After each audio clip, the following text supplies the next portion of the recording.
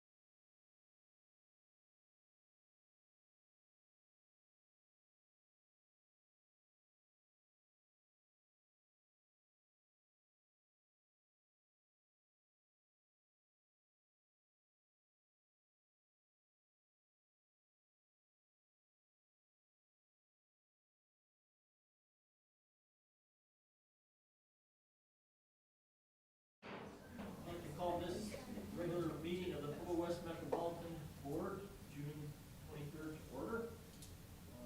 Roll call. Good afternoon, Brianne Mignoni, District Clerk. Director Roberts, Here.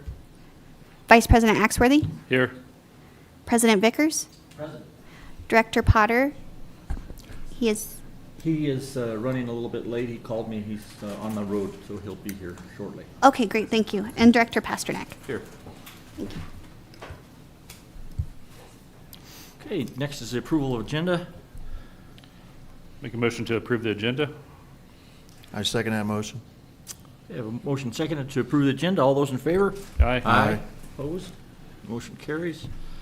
Now we'll have the invocation. Mr. Robert Hernandez. Good evening, everyone. Let's bow our heads tonight.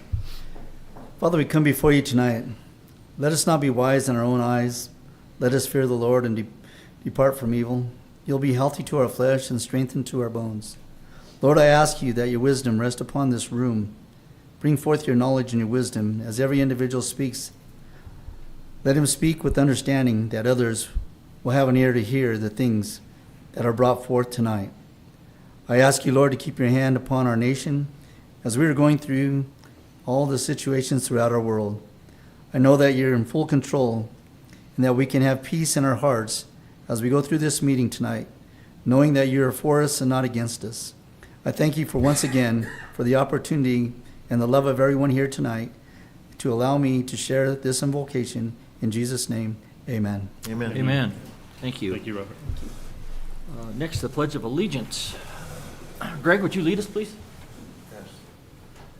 I pledge allegiance to the flag of the United States of America and to the republic for which it stands, one nation, under God, indivisible, with liberty and justice for all. Thank you. Okay, next we have public comments. I understand we have 2 online. Yes, we have 2 online. The first one is from Lawrence Bayer, 105 East Bond Drive. It appears to me that the proposed Pueblo West Aquatic Center is approaching a critical time in its development. With limited or no available funds, the Pueblo West Metro Board has just a few options available. The first option is to float a massive bond issue to construct the facility. There is a very good chance that the Pueblo West taxpayers would not be receptive to such an idea on such an ill-conceived, overblown project. The second option would be to raise sales taxes to construct and maintain such an elaborate, non-essential facility. It would probably take a 3% increase in Pueblo West sales tax rate to construct and maintain its operating expenses. One of the problems with such an option is that Pueblo West would not be in possession of enough sales tax funds for at least 3 years. Besides, voters would probably not be enticed to vote for a project that would bring Pueblo West's sales tax levy to that of Pueblo. The third and most reasonable option is to repair and improve Pueblo West's existing swimming pool. Even this option would require an influx of capital funds that Pueblo West does not currently possess. It is a real shame that the people who propose such an outlandish project cannot be held accountable for the lost funds that have already been wasted on the planning and other expenses incurred to date. The past Metro Board members should also be held accountable for not giving the Aquatic Center proper oversight in its financial oversight.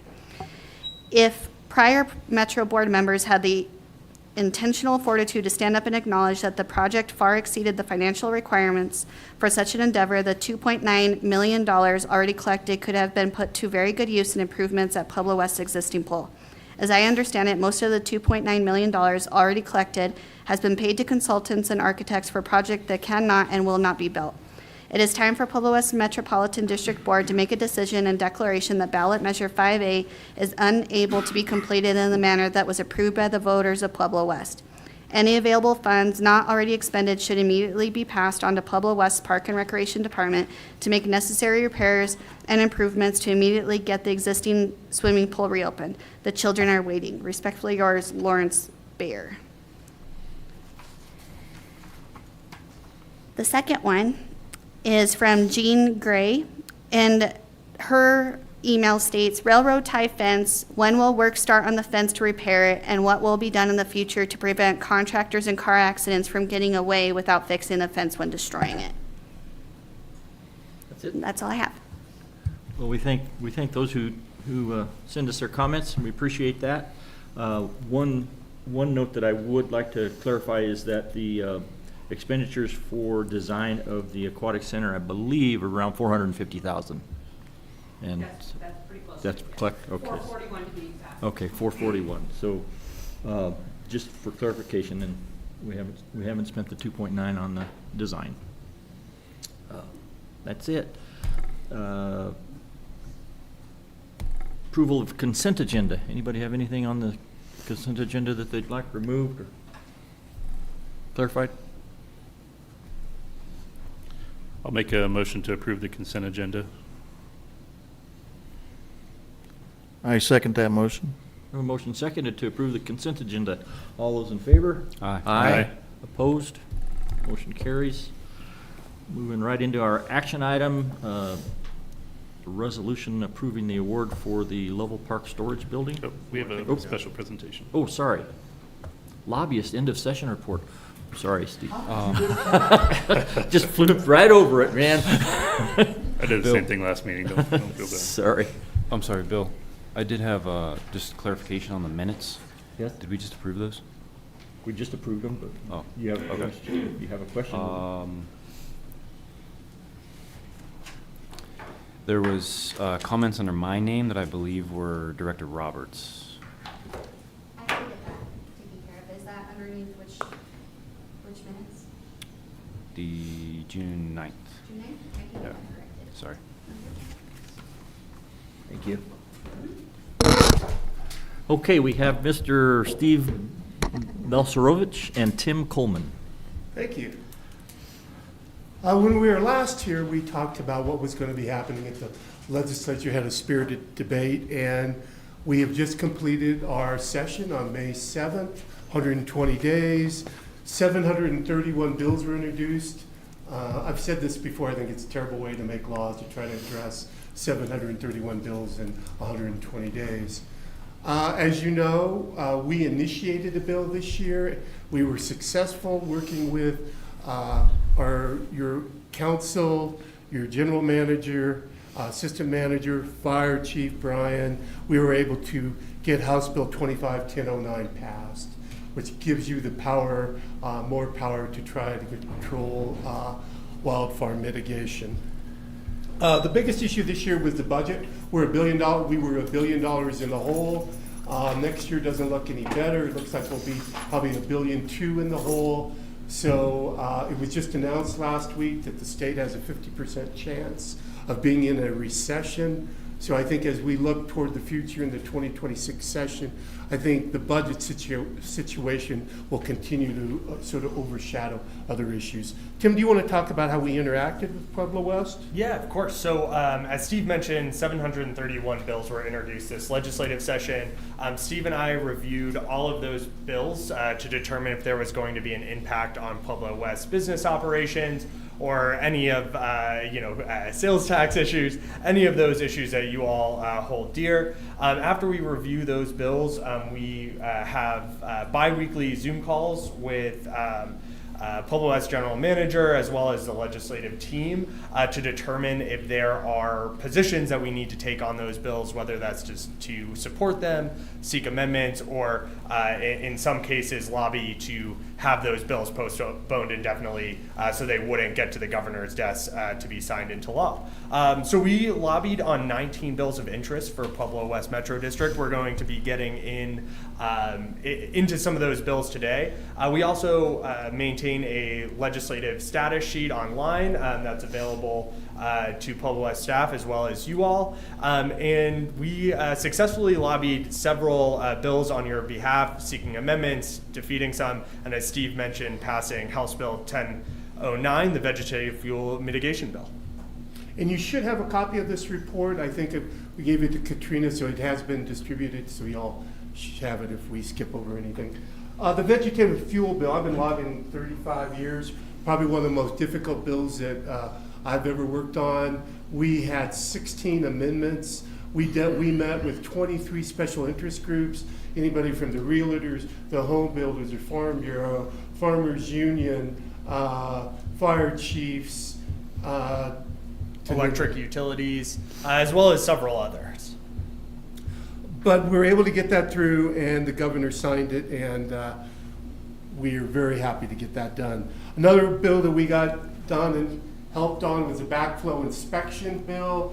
This bill was a correction to a year ago when it basically was going to put the backflow inspectors out of business, put small business out, and you would have to be only a licensed plumber to do backflow inspections.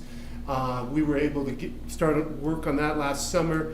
That was one of the first bills passed, and it was signed by the governor, so we've been able to maintain status quo, and I know it was important for our Catherine here at Pueblo West.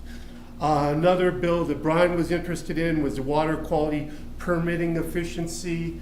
For those who don't know, the Colorado Health Department is backlogged in drinking water permits, water quality permits. We have one client that's waited 8 years for a permit renewal. We've had some issues here in Pueblo West, and it got to a point where we said something needed to be done. We worked with a group of communities, and we're able to get a bill passed and signed by the governor against the initial wishes of the health department. We can go into the details how you can still get a bill passed and signed, even though the health department wasn't for it. But we're able to do that. You want to talk about some of the bills that we opposed and were able to kill or amend? Yeah, there were two main bills that Pueblo West had taken in opposition to. The first being condemnation authority of certain special districts. The bill sought to amend the Special District Act to clarify the use of dominant eminent domain. Dominant eminent domain is the concept that a local government or a special district in our case, a metro district in our case, is able to use eminent domain against another local government entity, say a city or a county. This was a dispute between Denver Water and another water provider in the Metro Denver area that sought to limit that ability of that special district. And for you all, the ability to use dominant eminent domain for certain water projects, as well as other improvement projects that you might be engaging with your local government counterparts. This would have drastically, if this bill had passed, it would have drastically negatively impacted your ability, especially to develop future water and wastewater projects here in the district. For example, if you were to build pipeline and you had to cross some property owned by Pueblo County, right now you have the ability to use dominant eminent domain and get that pipeline approved and built. If this bill would have passed, the county would have veto power. And so we thought it was very important to protect your current statutory authority. Another, we were able to work with a large coalition of other special districts to ultimately get that bill postponed indefinitely before the bill even went to committee hearing. So we really appreciate all the feedback from staff in our lobbying efforts there. Another bill that would have been vastly impaired Pueblo West's ability to do projects such as taking care of Parks and Rec, doing other maintenance projects was House Bill 251286, protecting workers from extreme temperatures. The bill would have vastly limited and exceeded OSHA regulations for employees working in cold temperatures that was defined by anything under 30 degrees and anything above 90 degrees. Down here, that would have been the majority of the year. Those normal activities that your staff engages on would have really grinded to a halt or increased cost or caused delays. This is, Steve. For example, like cutting your lawns in parks, you wouldn't be able to do it if it was above 90 degrees. So we heard that, well, then we'll cut the lawn after 9 o'clock at night. Well, how would the neighbors like that, having your mower being, in the park at 9 o'clock at night? It was, in my opinion, I thought it was a ridiculous bill. We follow OSHA requirements. We care about our employees. Working with utilities, Rodney, I know you got Black Hills, and we worked a bunch of utilities. They're the same way. They have an obligation to keep the lights on, and here you're gonna, if it's a blizzard, you were supposed to have heating. You had to be in pairs, you had to have heating huts. So you're not gonna have heating huts. And above 90, you couldn't use diesel equipment. So bucket trucks or things like that had diesel equipment, you wouldn't be able, if you had a power outage and a heat wave, you wouldn't be able to use that. When you pointed out to how ridiculous this bill was in practicality, it sounds good in theory, we all want to take care of our workers, but when you tried to put that in practice, I think we were able to show the legislators that this was not going to work. Yeah, of my 6 years lobbying down at the General Assembly, I haven't seen more widespread opposition to a bill. I mean, every business entity in the state, local governments, you name it, were opposed to this bill. And similarly to the dominant eminent domain legislation, we were able to get that bill postponed indefinitely before it even went to a committee hearing. I think in conclusion, we want to thank you for your support. We continue to work with the team here at Pueblo West. We don't make the policy. We meet every 2 weeks. We go over the bills that we think could potentially affect, and then a decision is made whether we support, amend, or just stay out of it. I think there'll be a vacancy on the legislative committee, and we would welcome a trustee board member to help us guide that policy. We're open for any questions. Questions? I'm new, so how are you guys selected and who do you work with? Well, we work with legislators of both parties. I mean, who do you work with at the district? Oh, we work with Christian, we work with legal counsel, we work with Katrina, we work with Karen, and we work with Brian. And we Okay. worked with a former board member. Okay. And then how long have you guys been doing this for our district? I have been it's about 2000.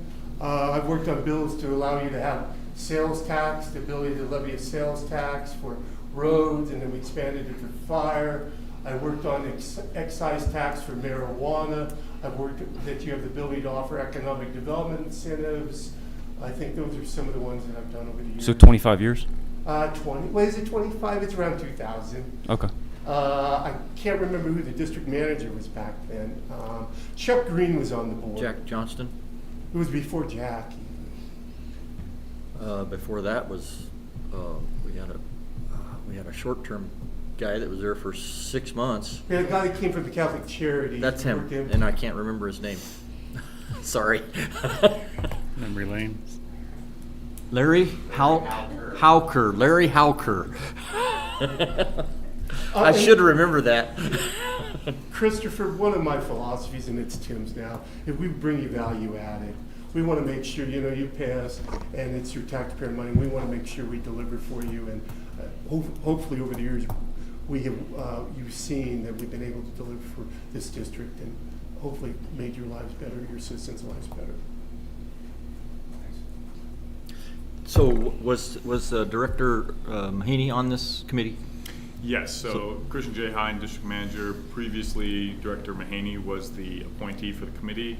This is one of those that's on that committee assignments that I think we have a couple people identified for, and it'll probably be a conversation when we get closer to next year in the legislative session to figure out what that schedule looks like, so those board members or anybody interested will be able to attend. Thank you. Anybody else? Nope, thank you. Thank you. Thank you. Thank you so Thanks much. for coming down.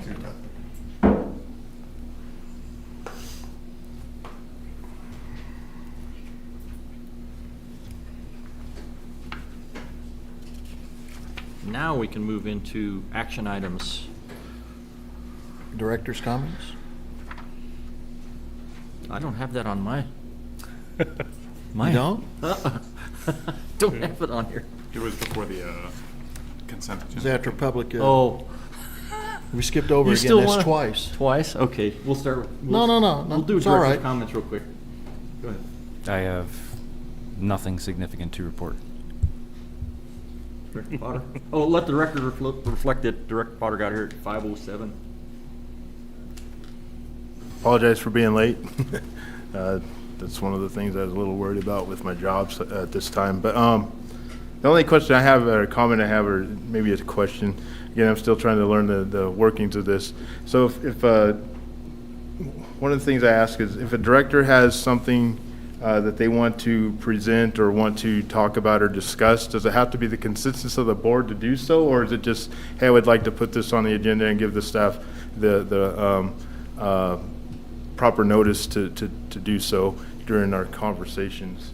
Gotcha. Permission to answer? Yeah. So one of the procedures or policies we had previously was that if you would like to request something on the agenda, all you had to do was submit it in writing, email's fine, to the board president, the district manager, and the district clerk, and anything would go on. The only time you need the board's approval to put something on the agenda is once it's been published. At that point, the board has to vote to have something amended or changed for it. We typically don't want to put anything on the agenda that would either require business to be discussed and potential action if it's not properly noticed. So in those cases, usually we would encourage not doing that. But anytime before that, so by Wednesday of the preceding week is usually a good time. So if I have a ballot initiative or something like that I want to put forth and say, hey, here's a ballot initiative I'd like to put forward to present, then that would be a consensus of the panel or a vote for the panel, or would that just be, hey, we want to put this on for discussion? If you just want to put it on the agenda to discuss, as long as you do it by probably Wednesday close of business the preceding week, just send it to the president, myself, and Bree, and then we'll have it added to the agenda. We will ask for how much information or anything that you want us to help coordinate as part of that, and then we can work on that together. And we may inform you that, hey, based on, let's say there's a large ballot initiative that we weren't prepared to be able to discuss, we may tell you that, hey, we don't have a lot of information on that. We still have the discussion, but it might not be a fully informed discussion at that time. That's all I have. Thank you. I'm good. Right. So I just have a comment in respect to Mr. Bayer's public comment. We have approximately $7 million available in funding for Aquatic Center. Our goal is to provide as many services to the community as possible. At least in my mind, it doesn't make sense to continue funding an outdoor pool that can only service the community for a few months out of the year versus having an indoor facility that can be year-round. And I think that's kind of where we're going with this in terms of the indoor pool and aquatic center and the future indoor rec facilities. We need to provide some activities for the community that can be enjoyed year-round, regardless of what's going on in the weather. That's all I have. Thank you. Okay, now we can do the Lovell Park Storage Building. Yeah. Well, I don't know, are we? No, wait 1 minute. Good evening, President Vicker, members of the board, Carol Cosby, Director of Parks and Recreation. Before you tonight is a resolution and an agreement with RDR Construction, LLC, for the Lovell Park Storage Building. At the June 9th meeting, we proposed this capital project for consideration and direction because when this went out to bid, we increased the size of the building from a 30 by 40 to a 40 by 50, which also increased the price. And we didn't budget enough. However, in another capital budget item, there were savings, and at the last board meeting, we asked the board if they would consider moving those funds to this project. And at that time, the board said that it looked good, they were in favor of it. So before you tonight is a resolution and a agreement with, again, RDR Construction LLC, and they are a local firm. So I just wanted to bring that up. 3 out of the 4 that put in bids were local firms. Good. So I wanted to make sure that was clear tonight. This resolution actually is for $117,691.60, but there's also a contingency of $11,769.16. So the total for this project in the resolution will be $129,460.80. Our recommendation is that the board approve the resolution and agreement tonight and move forward with the building. All right, does anybody want to make a motion? I'll make a motion to push that forward. I think it's a good project. We need shelter for our equipment, and it's going to essentially locate everything around the Parks and Recs office out there at Lovell Park. So I think it's a good move. The discussion? Just to clarify, this is with power, correct? Yes. We all decided to do that? Yes, Okay. it is. All right. That's how we move forward with it. Okay. Thank you. Anybody else have a comment, discussion?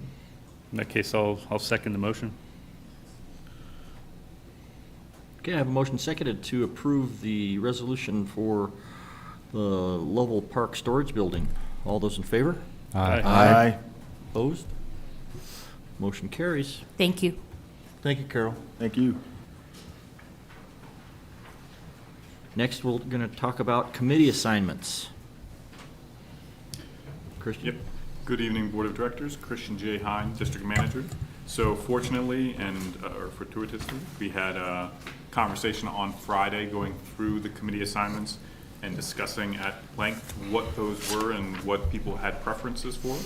What is uploaded as part of your packet with the blue should be updates based on what we discussed. One thing real quick.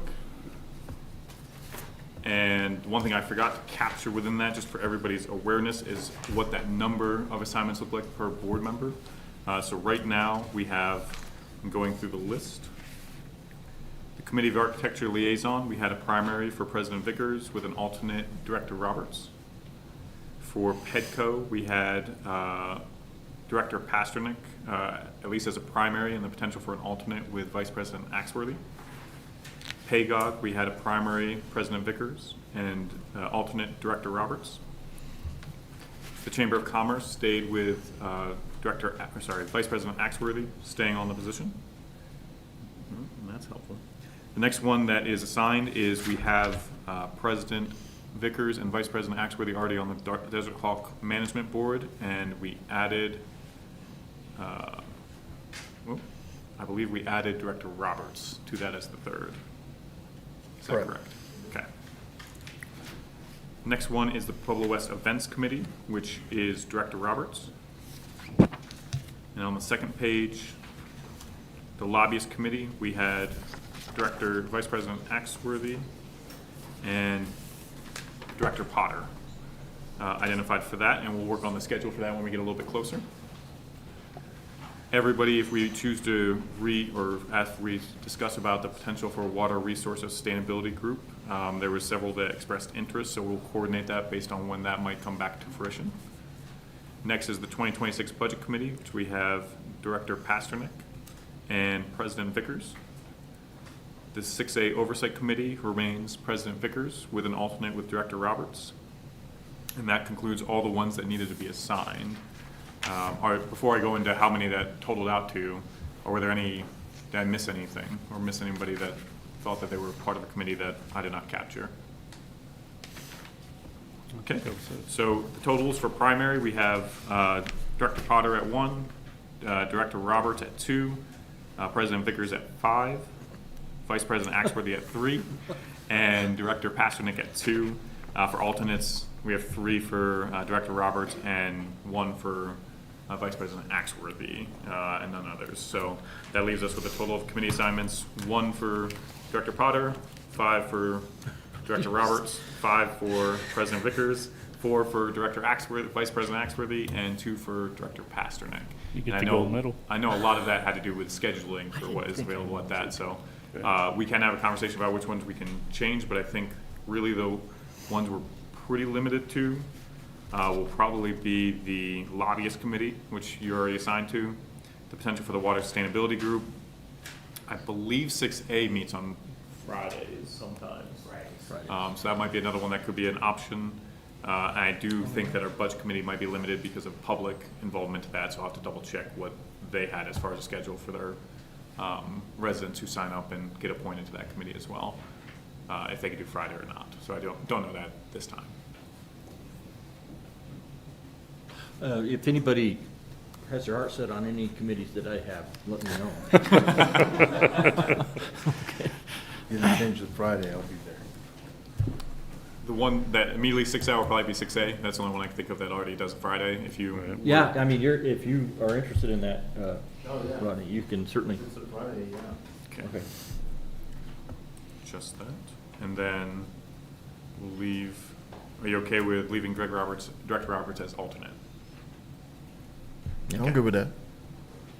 All right, I think we're a little more balanced. Okay, I'll leave it open for any conversation. Otherwise, maybe just a motion just to approve the committee assignments as outlined, and we'll provide a final copy after this discussion. Yeah, that's We'll be good to go. Be nice if you could just send us a Not necessarily that, because I can't see it. We have talked about that. We'll Cross-reference it, just the names and what they're doing. We'll come up with a simplified copy for you all. I'll make a motion to set the committee assignments as they are right now. As presented. I'll second. I have a motion seconded to accept the committee assignments as presented. All those in favor? Aye. Opposed? Motion carries. Thank you very much. Thank you. Now we're into discussion items. The administrative rest pay policy, I believe that's by Mr. Brian Aiken. Yeah, good evening, members of the board. Brian Egging, Chief Operating Officer. What I have before you is an administrative rest period policy, which is designed for unplanned emergencies that result in overtime work of greater than 16 hours, that we allow our employees 10 hours of rest before returning to work. Any time that is missed in that period of their regularly scheduled work, not the full 10 hours, but just what cuts into their regular shift, would then be paid at straight time. We're doing this, the 10 hours is based upon giving them a chance to get home, eat, unwind a little, get 8 hours rest, and then obviously a chance to return. This will not impact costs, as our current practice has been that the employees just return to work at their normally scheduled time, even if that's a few hours of rest or less. So we're doing this mainly for safety, to mitigate the risk to the district, the employees and citizens. And we'd like to implement this. Again, this is a very rare situation, maybe a couple times a year, that mainly just affects our utility, collections and distribution department, which is 14 employees. Are there any questions? Yes, sir. I got a question. Sure. In regards to the firefighters, how would this affect them? They're on a 48-hour shift? Yes. Am I correct? How would you implement that with them being on that 48-hour shift? So under scope, this policy applies to all non-exempt employees in the utilities department. This does not expand into the fire department. They're on their own schedule, as you pointed out. Can you better explain that? It only applies to the utilities department, not the fire department. Okay, all right. Yep. Well, thank you. Anybody else? Question? Comment? I guess where does it say that in the policy, Brian? Under scope, I think it was There on it the- is. on the- All right. Yeah, on the first attachment. Sweet. Thank you. yep. All right, so moving on from that, we'll go to the Coyote Trail asphalt repairs and the LS1 update by Sherry Reed. Yeah, so Brian Egging, Chief Operating Officer. I'll just give a little background leading up to Sherry. So on May 19th, we had a major sewage overflow at Lift Station 1. This resulted in significant overflow, a lot of soil removal, and then unfortunately damage to the Coyote Trail Park. In terms of the cleanup, we had about 131,000 just in the truckloads of removal, and then we were facing about another 143,000 in actual disposal of the contaminated soil to a landscape, since this was a sewage spill. And unfortunately, like I said, this resulted in needing repair to the Coyote Trail, which I will turn over to Sherry. Good evening, directors. I'm Sherry Reed, Manager of Project Development. I'm here to discuss the damage to the Coyote Trail. If you can move forward, I've attached photos and a vicinity map. Here is one photo of the damage to the trail. As you can see, we had some very large trucks that were maneuvering in the area and hit some soft spots that caused damage. You can go ahead and flip through. These are just some examples. What we're going to propose is where that white line drawn across the trail is. That shows that we're going to saw cut at that location and remove the whole section that is damaged. And we'll be patching the full 8-foot width. We're not going to just do a patchwork project. So We're requesting for, the reason we're discussing this is we need funding to be allocated for these repairs so we can put this project out to bid and get a contractor under contract to come in and fix the trail. The estimated cost for the repairs is $185,000 plus an additional 10% for contingency of $18,500 for a total of approximately $203,500. Of course, that can vary based on the cost of the bids that we get when it's solicited. This is a general overview vicinity map showing the area that was affected. Do you have any idea how many feet that is? That is approximately, I had it and now I've lost it. Is it this number on the map, the 4,500? Yes, thank you. So 4,500 lineal feet. 4/10 of a mile, huh? Almost a mile. Did we have any other discussions about potential of insurance covering the costs for a portion of it? Yes, so we have submitted it, but we have not got a response back from our insurance carrier. Okay. Was there any more discussion about the company driving over the roads as far as liability? Yeah, so we looked into that. I talked to Spike, given this the size and nature, and then we estimate potentially 100,000 gallons was out there. Plus, on May 19th, that's when we got the heavy rains. So basically, they mitigated as much as possible, but given where the area was and getting the trucks in without getting them sunk, they really didn't have much chance to mitigate it from there. Okay. Right. So where's the majority of the funding and repair coming from? The funding would come from the wastewater plant fund. Your summary here says it's 1,350 feet. The 1,300, it's 4,500 from start to finish. Now, the sections that are going to be replaced total up to the 1,350 feet. So not the entire section is replaced. We're just cutting out the areas that were damaged.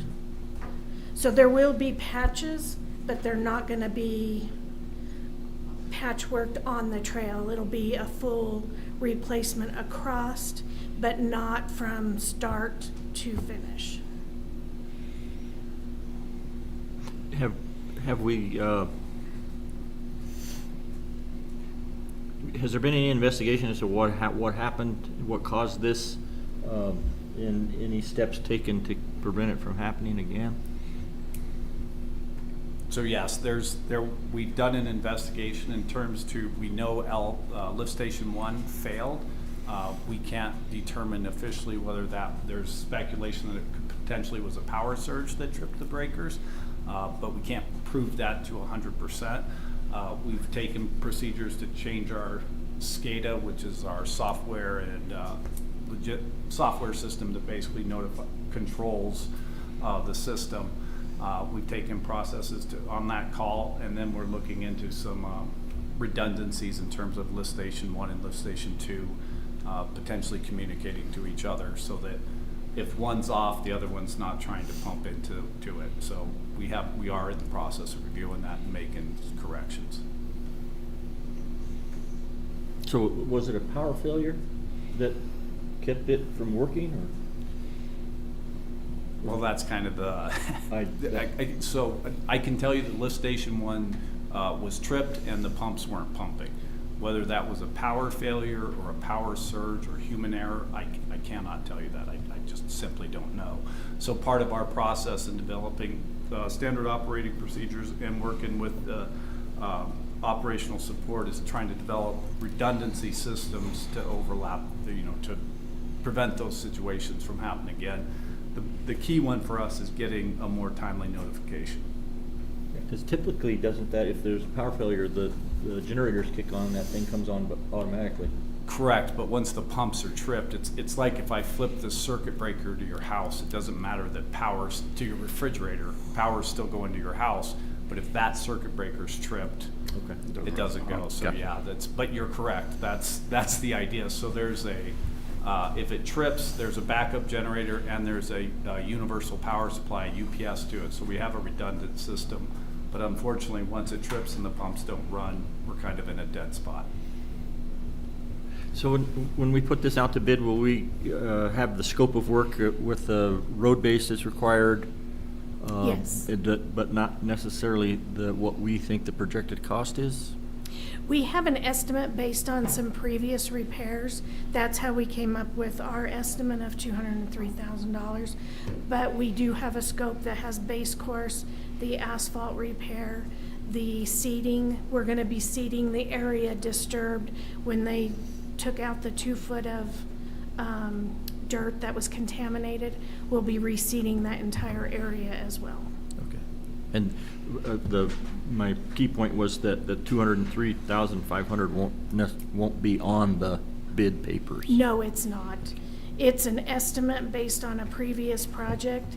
It will be whatever the quotes come in as, the bids come in. Okay. Bill, I think here in a couple of weeks, we have procurement and bidding training with Karen. Is that correct? We'll have a better understanding of that process, and there may be some changes in the way that we approach procurement and bidding. That would be advantageous to the taxpayers, cost savings, we're hoping. So after that training, I think it'd be a good idea that we just push this forward and let yours be the test model. Okay. Hopefully we'll be out to bid before that. Are you bringing this back next time for an action item? So I've put a resolution in the packet. If you're so inclined to move this from a discussion item to an action item, that would be much appreciated. Board, anybody? What's your pleasure? Can I chime in a little bit? Sure. I'm hoping the board does that, puts it to an action item. This trail is closed from one section to another. However, people are still using this area. We can only put barricades up and say trail is closed, but we still have lots of people that walk that. And it is a safety issue, so I hope the board considers that moving forward. Okay, that better describes it. I can see where we need to move forward with that with a little bit more zealousness. So I'll make a motion to approve the resolution to repair asphalt on Coyote Trail, Pueblo West Metropolitan District. Second. I'm sorry. I'll second. Okay, a motion seconded to approve the Coyote Trail asphalt repairs. All those in favor? Aye. Opposed? Motion carries. Okay, Thank you. There you go. Thank you. That comes out of water, Wastewater. Wastewater. wastewater. Appreciate that. Thank you. Okay, moving on, we're going to do Track 317 subdivision vacation presented by Sherry Reed, project manager. So I'm Sherry Reed, Project Development Manager. I'm here to discuss Track 317. It is a tract, I think there's a vicinity map. This is a tract it's south of Highway 50, west of West McCulloch. It's a tract that's completely owned by Pueblo West Metro District. It is zoned, I think it's called it's S1 It was S1, previously. I can't remember what it is now, but it's a government zone.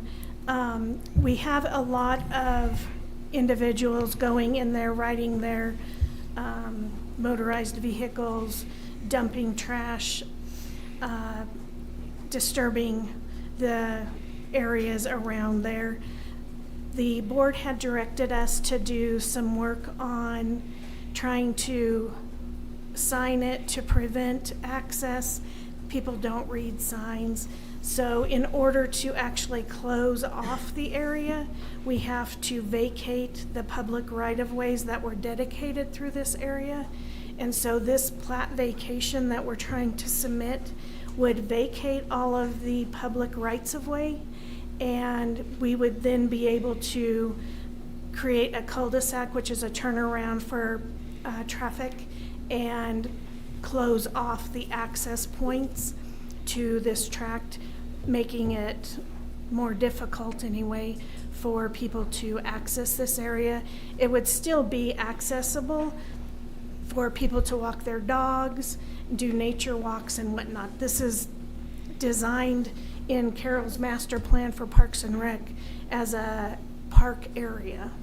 So we don't want to completely block people off, but we want it to be utilized by foot.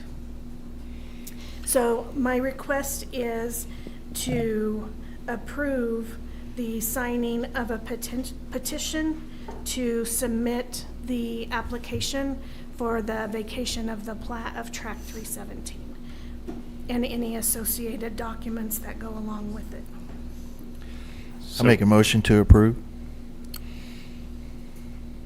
Yeah, I will too. I just want clarification. This is just because we missed this step in the past. We've already talked about this months ago. Correct. But we never did sign a resolution. Right, we never took it to an action by the board, so in order for the board to sign the application packet, we needed an action. Okay.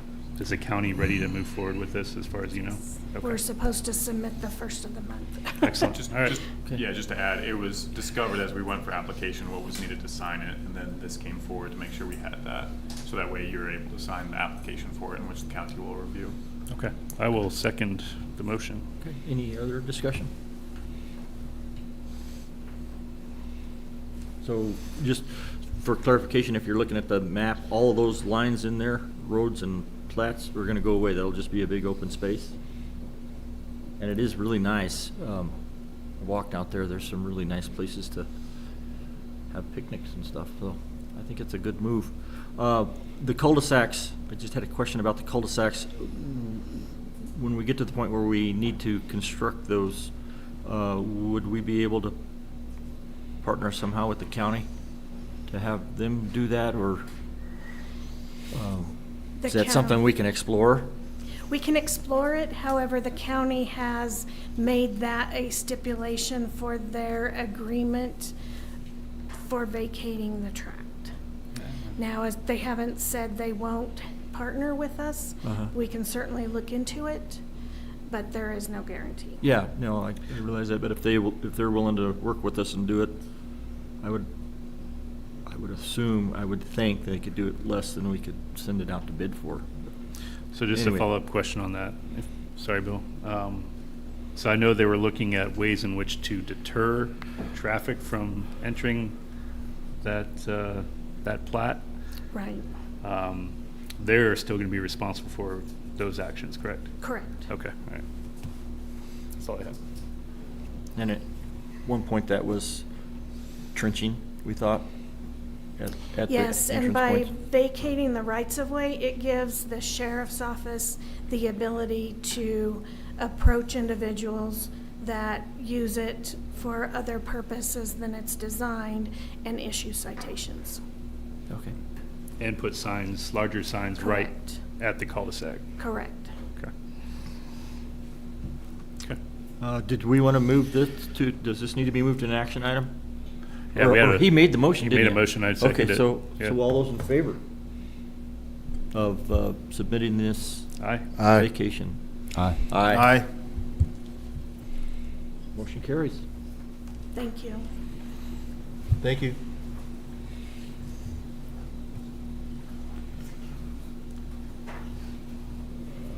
Okay, next, resolution approving an amendment to an inclusion agreement between Pueblo West Metropolitan District and James J. Otino and Barbara A. Otino. Good Presented evening, by Board. Christian Hine. Good evening, Board of Directors. Christian J. Hine, District Manager. So what's coming before you just for discussion tonight is a resolution and amendment to an inclusion agreement that took place, I believe, in 1998, excuse me, between the district and the Otinos. In that inclusion agreement and following documents, the short of some of that conversation has been that there were certain water shares dedicated to the district in exchange for what would be the use on the 10-acre lot that was then included in the district. Based on our findings, the Otinos only made use of one tap thus far for a primary residence, and now they're seeking their second tap. Within that, there was a letter transmitted by, I think it was a different district manager about the same time, probably before the one we mentioned earlier, who had indicated that out of 5 shares provided to the district, 2 had been used and 3 had been banked. So what we have learned since discussing with the Otinos is that whether clear in expectations or clear in language, there has been some confusion about what they expected versus what we had expected. There are certain requirements as that inclusion agreement has existed for us to follow certain protocol and certain requirements of them as they seek new taps. But the real key part to it is at the time of their discussion, it was probably pretty pertinent that they were told, and it looked like it followed, that one tap or one water share equaled one tap based on the normal water year and water usage versus what we use in today's language, which is firm yield, which is usually the lowest 5 years of a given water source and how much it can provide. So based on that, based on discussions, and based on things that were, I think, expected based on their understanding during the discussions earlier on, we've come to an agreement that allows us to hopefully satisfy both parties and conclude the inclusion agreement in such a way that we can move forward, that they can seek their second tap. We will do some additional work to be able to help provide that service line to their property, and also guarantee that those 3 shares that were remaining that said were banked are fully consumed, fully used, they're fully the district's, and we can move forward with hopefully an agreeable situation for everybody. And any conversations about separate 10-acre parcels, those require new agreements, they have nothing to do with this. This allows us to essentially conclude this inclusion agreement for that original 10 acres in such a way that everybody should be able to walk away feeling like this was a satisfactory compromise. So that's just for the board for the discussion tonight. We have sent the amendment and resolution to the Otinos for their review and asked them to provide us feedback that will satisfy what that will look like before we bring it back for action at the next meeting, July 14th, assuming all parties are ready. Are there any questions for me or any discussion on the topic? Okay, so estimated work is about 10,000, and we're providing the tap and the service connection. Correct. And everything. Yes, and the value of the water I think is in the about 18 to 20,000 for the water shares remaining. Okay. Thank you. And we're getting those, or are we Yes. buying those? We have to just spend no more money. We already have those. It just satisfies everything within the original inclusion agreement. All right.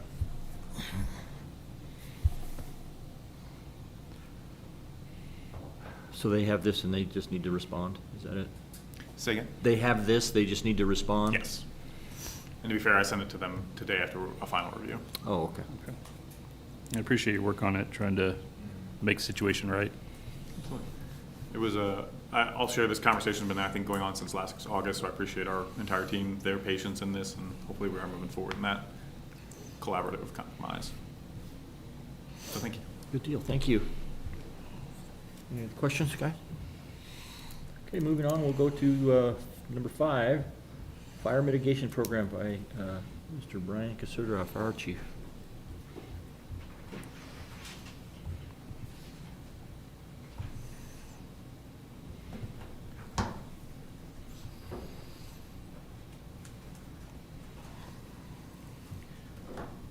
Good evening, President Vickers, members of the board, Brian Caserta, Fire Chief.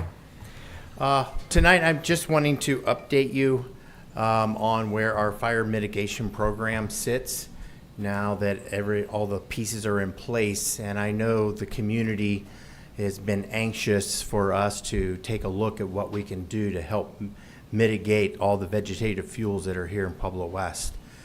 I know that through the Committee of Architecture, a number of complaints have already been received. And I thought it would be of some value to allow the board to understand where we're at from the fire department and what we can do and not do, and more specifically allow the community to hear and understand that while this legislation was passed, while the board of directors has in the past several months approved rules, bylaws for the district that will help us with the vegetative fuel program. we still have certain limitations that we're kind of bound by. So tonight, just to kind of recap, is on June 24th of this year, the Board of Directors adopted a resolution that included bylaws that gave a fire mitigation vegetative fuels program the fire department's authority to go out and take care of that situation after maybe numerous attempts by contacting their neighbors or whatever that might look like, and those efforts have failed to mitigate potential fire danger. Along with that, the district helped push along legislation at the state capitol level and passed House bill that allowed fire mitigation vegetative fuel efforts all the way across the state of Colorado. What that did is give us certain authorities to help the mitigation of high vegetative fuels in any one community across the state. This bill is a huge plus for the communities, whether you live in the mountains, whether or not you live out here in Pueblo West, whatever that looks like. But it allows fire districts, special districts, the authority and the ability to help that vegetative fuel and that fire mitigation effort.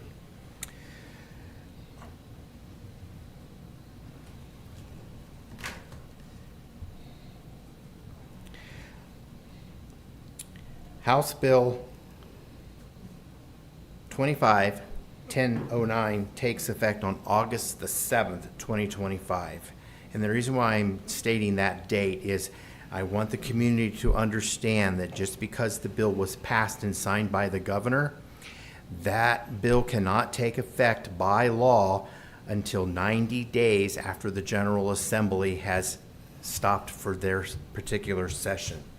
So their session adjourned on May 7th of 2025. We are still encouraging folks to submit complaints.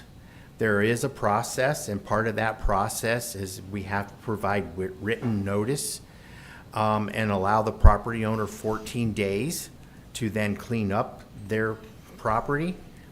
If they fail to do so within that 14-day period, a second notice of 14 days has to be issued before any such action can be taken on behalf of the district.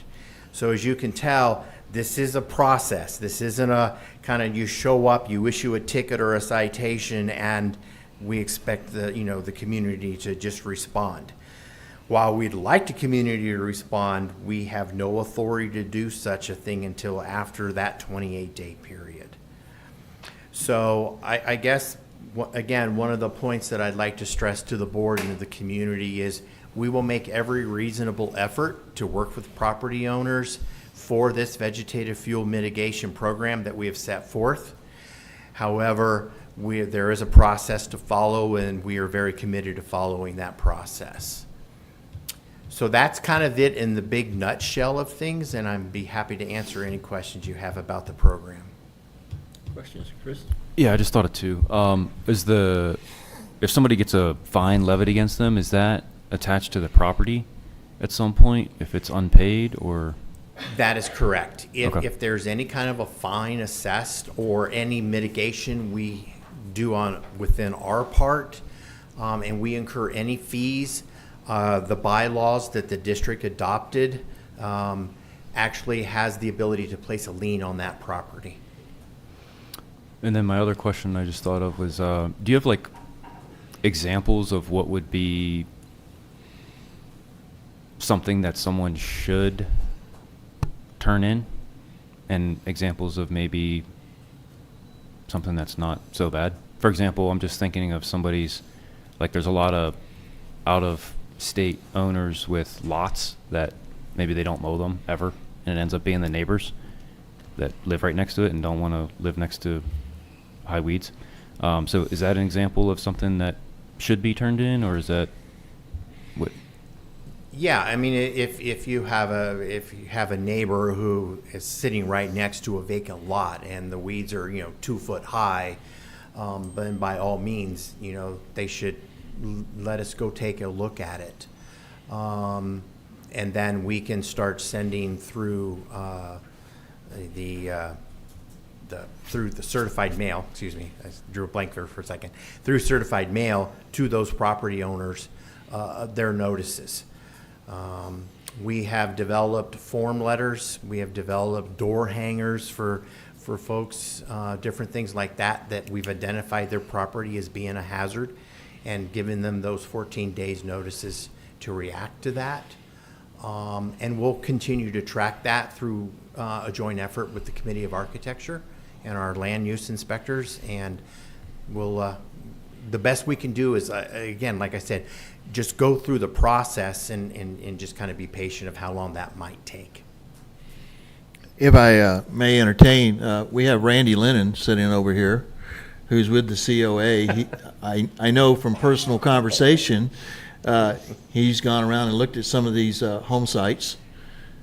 He might be able to enlighten us on what type of violations that we're looking at and how the the notification process from them.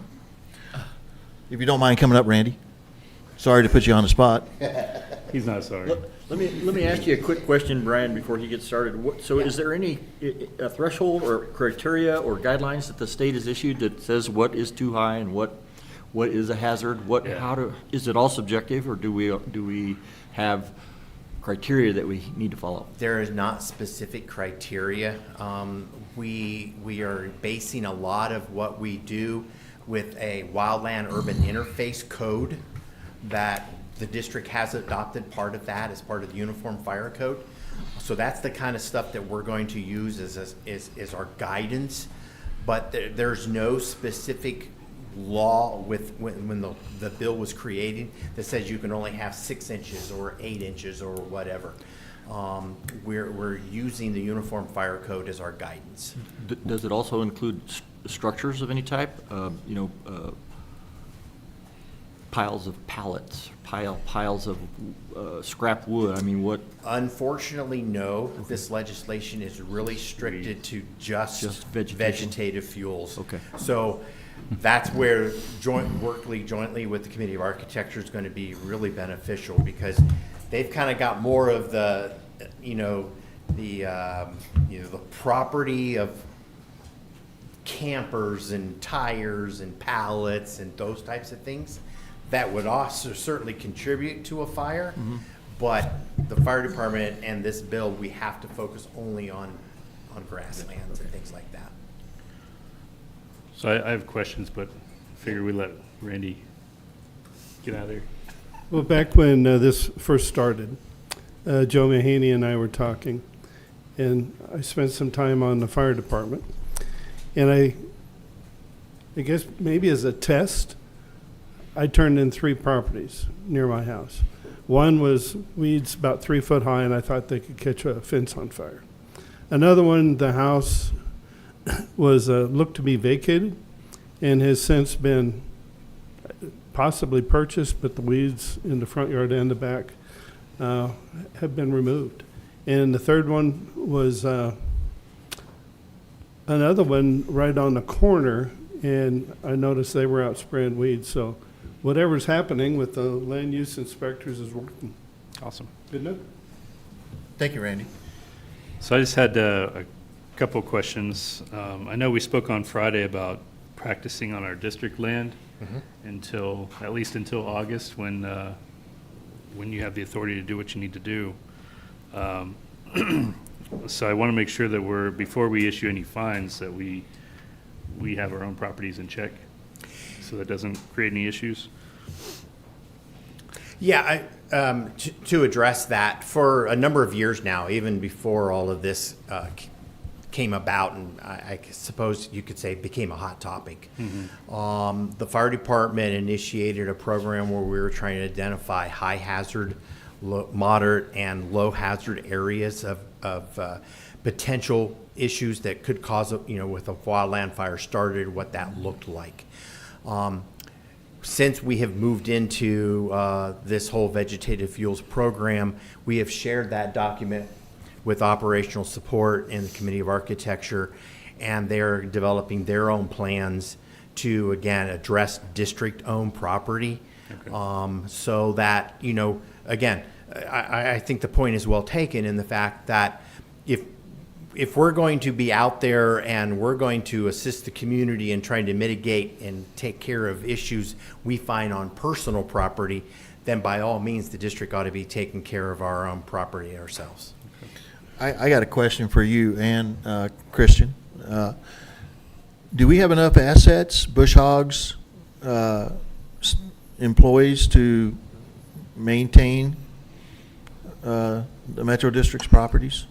Short answer is no. We have contracts to be able to cover for most of the work. I think we have at least one new position that was identified this year and new equipment to help cover some of the gap where we weren't having contractors able to keep up. I think it's going to be something we're going to have to assess this year too, to continue seeing if we have the ability to keep up with it or not. Do you see developing a department for fuel mitigation management for the district with those assets included, and maybe some job creation? There has been a conversation about property management which would include that fuel mitigation as part of, I think, the operational support department. Right now, it's basically contained within a section of project development to be able to monitor, manage program, and then maintenance operations to help actually conduct the work, with obviously some oversight there too. But it may start a conversation of more needed for that, but we'll have to evaluate based on the cost effective of those contracts too. Yeah, I think it's important that we lead by example. I think Chief Caserta said that on Friday. Yeah, and that would be the way to do it. So, thank you. So you mentioned a couple things based on my next question about observation and evaluation criteria. So we're using the Wildland Universal Fire Code, and you mentioned a low versus high hazard analysis. Do we have that all kind of spec'd out? Yes. Does Yeah, everybody that low to high analysis is done on an annual basis, and we try to keep it somewhat updated, and that's the document that I shared with Sean and his team. Okay. Does anyone else have any interest in seeing that? Just so we can answer to it? The low to high hazard analysis? At some point, maybe. Yeah. On the Title 6A, it does give some guidelines on how to do the mitigation. If on page 5, 6A5, minimum fire safety standards, individual property owners of the districts must remove dead and dried vegetation 3 feet or 3 times the height of the ground vegetation, and it talks about trimming trees and stuff like that. There are some guidelines on here for that mitigation purposes that we can go by, and then set our own standards probably from there. Okay. And then my next question was the fine criteria and the rates of the fine. So the fines have to be based upon either the amount of work that it takes to mitigate the issue, and no more of a maximum of $200. Now, I can tell you, and I try not to get too confusing here, that I can tell you that the legislation is clear on the fine level, but there's also a Colorado revised statute that also talks about wildland issues that has a $300 maximum. Our bylaws specify a $300 maximum currently. And then all of those fines also have to be put back into the program. So it wouldn't be like collecting a general fund pot of money that Carol can put into the swimming pool, or that I can put into buying a new fire truck. I mean, they are very specific that has to go back into the mitigation program. Okay, fair enough.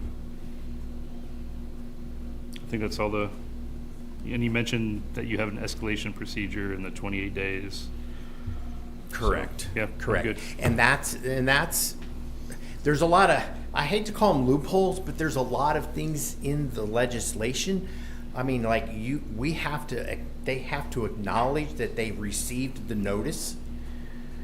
And so we have to have that return receipt. If we never get that return that they've received the notice, we have to keep going and starting the process all over again. It's called due process. We've been all through that at COA. I'm sure you have. I'm kind of relying a lot on that.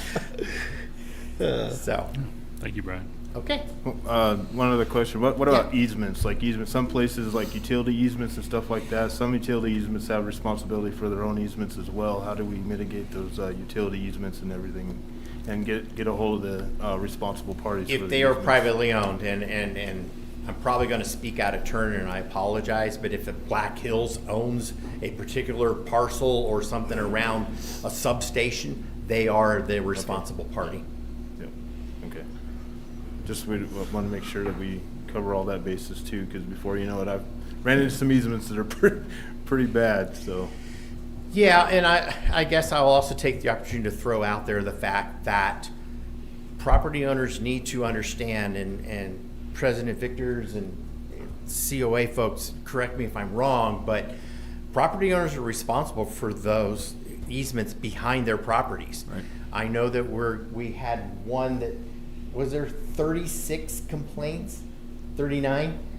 39 houses where the backside of their properties where they adjoin are all full of weeds, and nobody's wanting to take responsibility to cut those down. And I believe, as I understand it, it is that property owners who is adjacent or connects to that's their obligation to keep that cut down. Guilty.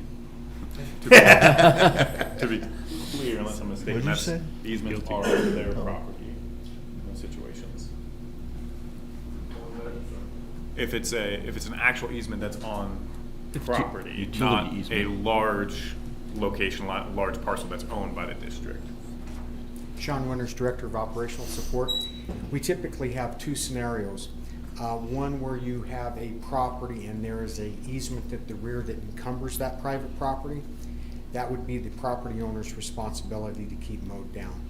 There are other parcels that are owned by the district that are encumbered by easements as well. As owners of the property, the district has responsibility for keeping those mowed as well, in accordance with the mitigation plan. So there's a perfect example, I think, just near Taco Bell, where you can even see it from the roads, where it looks like everybody's property goes to a certain set. There's fences, and then there's property in between them, and it might be natural to assume that's a easement that is owned by the district, but it's not. The actual property lines go and meet together, so they have those responsibilities, as an example. But if it's us owning the property, it is our responsibility. And just, an understanding, the district owns a lot of open space that we need to maintain. And according to the mitigation plan, the district is responsible for mowing a 10-foot perimeter around all parcels larger than 1 acre. And so that's our plan moving forward, is to get that first 10 feet. If we find out we have additional resources to do a little bit more than that, we would certainly do more than that. But this is really going to be a feel-out period this year. We've got a lot of rains. Weeds across Pueblo West are going to grow at the same rate. We're going to try to get to them as fast as we can. But then on a droughty year, you might not have much mowing at all. So it's not a perfect science, but this year's going to be a feel-out year for sure. Trial and error, right? Yes, sir. So are we going to use the same standard with the property owners? Yeah. Yeah, we've kind of adopted 12-inch as being the standard for what we do, even though the mitigation plan does not address that. Typically, our mowers will mow 6 inches. And so you really don't want to get out there till you get a little bit of growth. So when we get approaching a foot, we want to get out there and start mowing those, and try not to go out there too frequently, because that chews up man hours. So trying to get it close to a foot, go out there and knock it down to 6 inches is kind of our ideal. Oh, I was in regards to the 10-foot perimeter Yes. of 1 acre plus. Could you repeat that, sir? You said we're going to mow a 10-foot perimeter, 1 acre plus? Mm-hmm. Right, and we're going to use the same standard for large parcel owners? Mm-hmm. Yes. Okay. Yeah, it's any parcel, whether it's privately owned or owned by the district, it's a 10-foot buffer around the perimeter. Okay. Fair enough. Thank you, gentlemen. Okay. That brings us to the Aquatic Center update.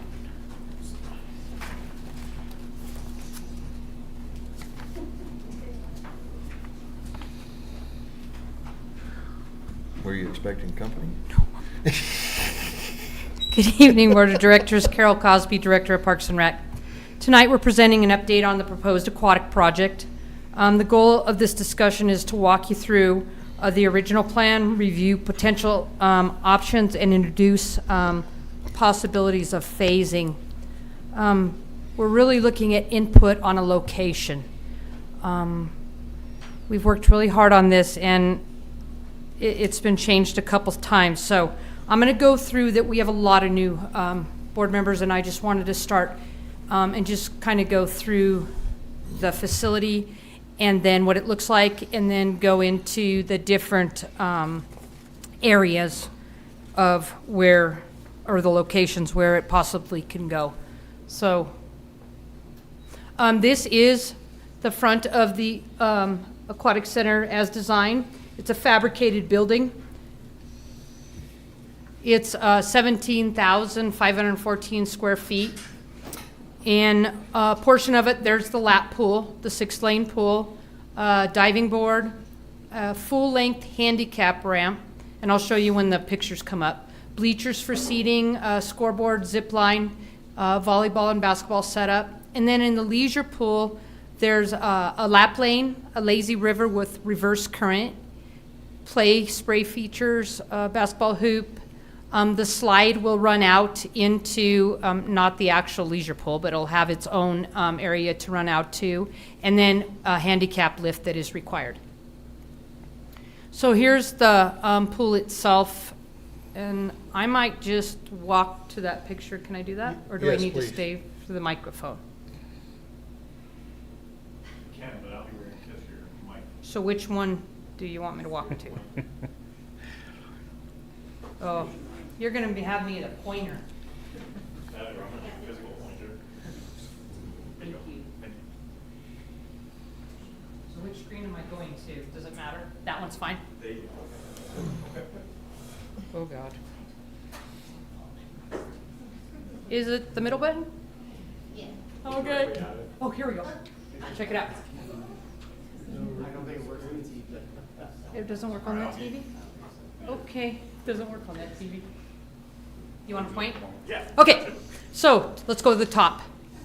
The top where the gray is. That is all the mechanical, electrical room. Below is the bleachers, the 6-lane pool with the diving, and then right there is the handicap ramp that goes shallow depth, yes, out into the pool. Below is the locker rooms, and there are some changing stations, family changing stations as well. We have a guard's office. Go to the right a little bit, right there, perfect. Guard's office, and then just an entry level. We have a seating area, turquoise. Oh, green. Over a little more. There you go. That is the seating area, so people can stay and actually watch the kids if they don't want to go in the pool area. Above is the leisure pool, and as you can see, it's shallow depth, and there's stairs there where it goes a little deeper. There's a lane, a lap lane, more for water aerobics. That will be a warmer pool. The reverse current and the lazy river, you could turn spray on for the kids and shut it off for the seniors to actually be a great health and exercise area for them. I've been to pools where it's really used, and for rehab, just to get some exercise. And then the blue pool, you can see, goes out of the building, but comes into the building to the kids flow in. Perfect. You did a great job, Christian. Thank you. Thanks, Vanna. Can we leave that up for a minute? Oh, can you leave that up a minute? I'm sorry. Carol, would you mind showing us what phase 1 construction would consist of? Okay. In its entirety, what's encompassed with phase 1? Phase 1 would be down here. It'd include the locker rooms. We'd have to reevaluate where the front entrance would be, but it has to be the mechanical room, this divided wall, and probably we'd move the entry level off. So phase 2, we would build it so we can add on phase 2. Thank you. And this right here, the purple while I'm standing here. So this was created to also bring in revenue for the department so we could pay for the operational part. These are party rooms that could be rented out for pool parties, for birthday parties, for whatever. At our outdoor pool, we do that. We do it on Fridays and Saturdays, and before the pool went down, we haven't even opened yet, and the pool was booked for the whole summer. So we're looking for a 7-day, Yes. 10 to 12-hour operation. It'd probably open from 6 a.m. to 8 p.m., pretty close to that, yes. And it'd vary on days. And again, it's kind of like everybody else does the trial period. So you'll see which days are maybe not as busy as others, and then we evaluate how we run it, and then we move forward so we can operate it properly. Looks good. It's a good idea. Next picture, please. So this is the lap lane pool. There's just pictures of it. And again, I'm going to walk one more time over here. The handicap ramp is here where they walk in. Actually, the whole wheelchair can come in and allow people to use the pool. That pool will be about 84 degrees. There's all kinds of features that you see in the picture, but again, depending on budget, those will come as we can have them. This is the leisure pool, and right now where the seniors are in the top right, walking on that lazy river. There's also a spray, so when they're not in there, the kids could also have lots of fun. This is more of a play area for the kids. Can you go back one? I'm sorry, Bree. No, one forward. So the yellow above, those are to help mitigate sound, so it's not so loud in the facility. Again, it's only a fabricated building. So here are the locations, and I'll go through the locations, and then at the end I have a map that shows all the locations of where they're actually sitting in Pueblo West. So this is the Spalding location. This was the original location.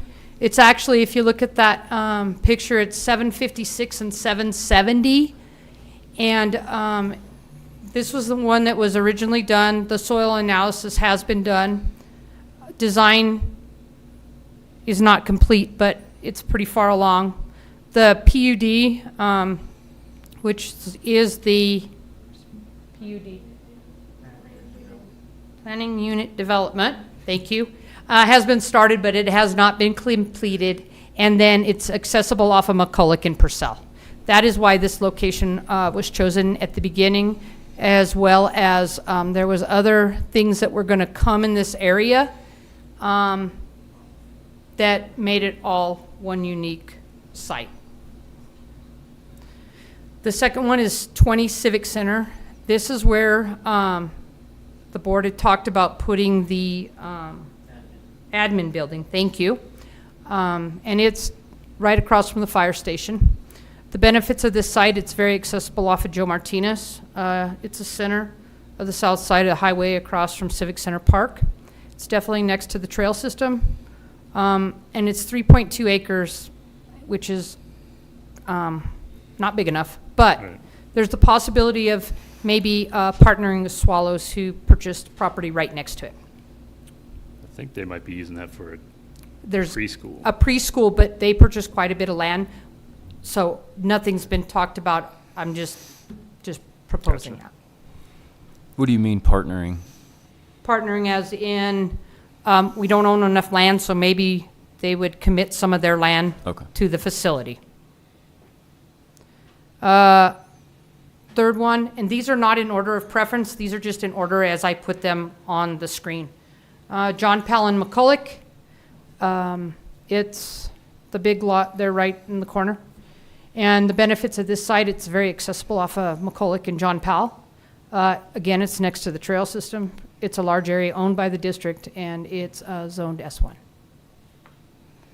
That's next to the state facility. The regional, yes. Yes, sir. I think we're on the fourth one, Soaring Eagles. Soaring Eagles, back a long time ago, years, was proposed. Actually, it's right there on Assembly, just so people know where it is. It's actually this whole area right there. That was proposed in putting ball fields soccer fields in the past. And the district does own this property. This is the only property that was put aside for Parks and Recreation when McCulloch developed the area.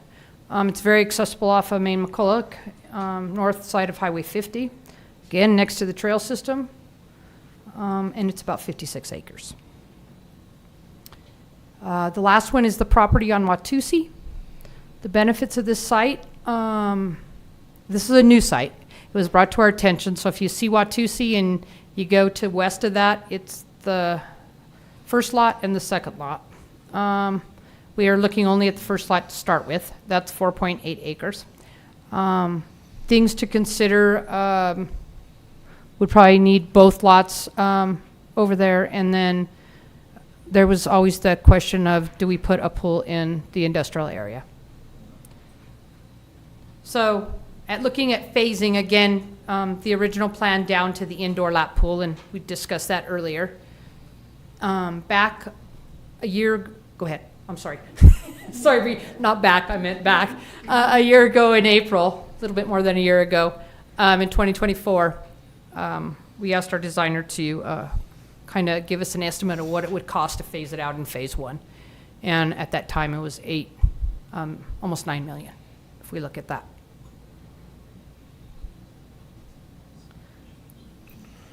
Go ahead, next slide. Okay, so here's the slide that has an overview of every site.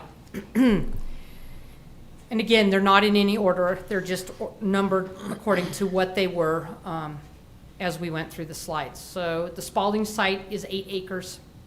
Civic Center actually is only 2.7. John Powell is 31 acres. Soaring Eagle's 61. Watusi's 8.83. I thought maybe one of the questions tonight that the board might ask me is, how many acres do we need for phase one or a build out?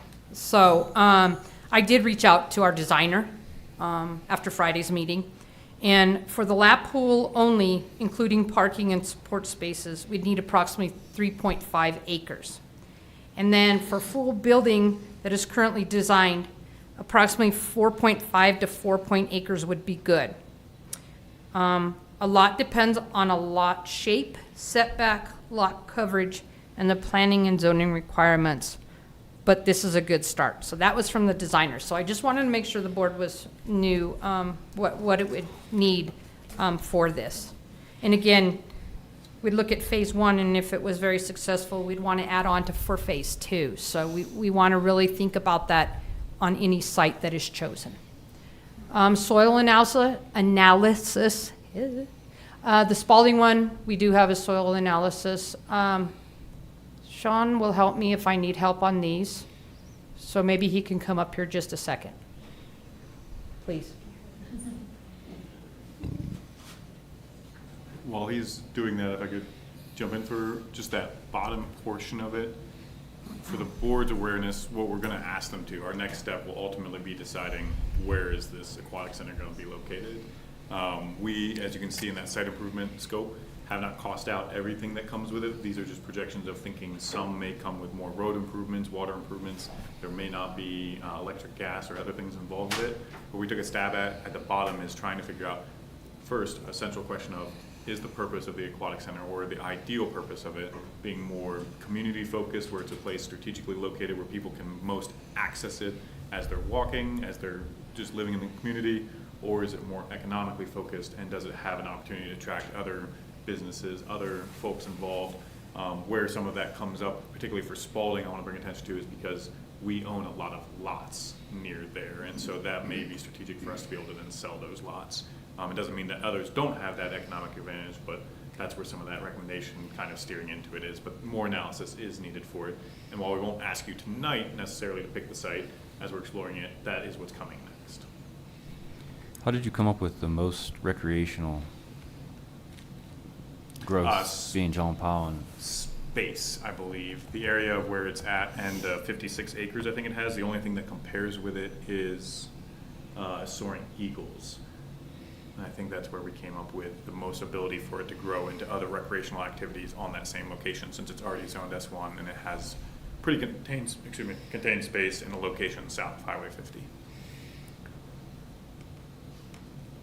So, I didn't hear his question. Most I'm sorry. recreational growth, John Powell site, as we talked about it, versus, Oh. let's say, Soaring Eagle. I think Yeah. Soaring Eagle's the only one that has that The amount capability of of, acreage. yeah, if we were to put, like, in the future, a rec center with basketball inside facilities, you would, the Soaring Eagle or the John Powell one, just because of the acreage.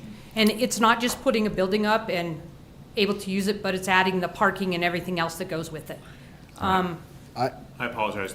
John Powell's 31 acres and Soaring Eagle is Right. 56. It's 61. a larger one. Yes.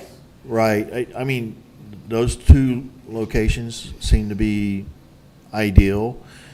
I would look at already pre-existing roads and access, which would minimize traffic, slowdowns and stuff.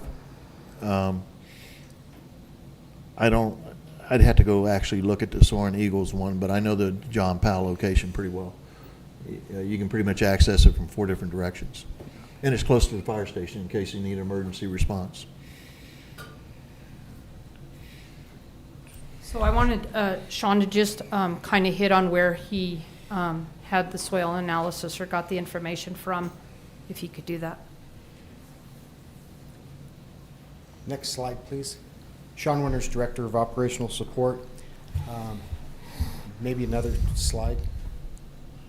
There we go. So this information comes from Natural Resources Conservation Service.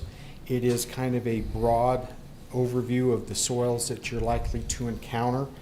It's good for basic planning, maybe site selection. It's definitely not as accurate as soil borings themselves, but it's the next best thing to actually spending money. So the site that you see right here is the Spalding site. And the area in yellow, it's denoted MV, which means Minnequaw Manville Silt. Next slide, please. And you can see on this where it says MV, and you slide over to the rating, it's somewhat limited. And it's somewhat limited because the depth of soft bedrock is 1/10 of a foot. So you can run into this soft bedrock right under the surface. So that is that property. Next slide, please. So this I'm is- sorry. Yes. Take it a little slower because we need to understand Uh-huh. what the soil analysis does in Mhm. terms of the building of a pool. Sure. And maintenance of a pool. So when we talk about hitting bedrock, that means that you're going to have a little extra effort in excavating. So that's extra cost. You may run into a situation where your geotech recommends that you over-excavate and backfill with suitable material. So that's extra cost. So those are things that could drive your selection process in terms of additional costs due to the soil conditions. So the 1/10 of a foot or 1 foot, that's how deep That's correct. till you get the bedrock. Yeah, Okay. and you can run into some of these sites. I think the one over on John Powell, you could actually see some bedrock directly on the surface. But I got bedrock at my place, and about 1.5 foot I can get through it with an auger, so. yeah, the other complexity when you run into excavating in bedrock is now you've created a natural low spot in that topography for subsurface flows to run to. You see a lot of groundwater issues like in and around the golf course area that has a lot of shale. Shale runs through the path of least resistance through the cracks in the shale. It finds a foundation that has been dug, drops right in. So you might run into something like that. It's not guaranteed that you will, but it's something that you do think about. The advantage of John Powell is that it's the top of a hill. It is top of the hill, so you shouldn't have a lot of water running on the surface, but you would be amazed of where it finds the path of least resistance. It'll go through this crack, and it'll jump up and find this crack, and then it'll drop down and find another crack. It doesn't flow in the same manner as the surface. So it can be unpredictable, I guess I should say. The Spalding site, I read their engineering report on that. That did quite have it had quite a bit of overdig and backfill. Because the whole report was done, and I believe that was given to the board. Yeah. Way Last back, year, yeah. maybe? Yeah. So that report was provided. So there's actually more bedrock encountered as a result of taking the borings where they needed to be taken based on where the building was going to be placed than what is indicated in the natural resources report. Okay. All right, thank you for the explanation. Yeah. The next site is Joe Martinez. The soils of concern here are in red. That is PM, and that's Penrose Minnequaw Complex. If we can slide to the next sheet. So when you take a look at PM, if you go over to the rating, it says very limited, and that is due to the depth to hard bedrock being 1 foot. And so, yeah, it's a little bit deeper, but it's hard now, so it's going to be even more difficult to excavate. And that's the 20 Civic. It's 20 Civic Center, yeah. That was too small anyway. All I right. agree. The next one is the John Powell.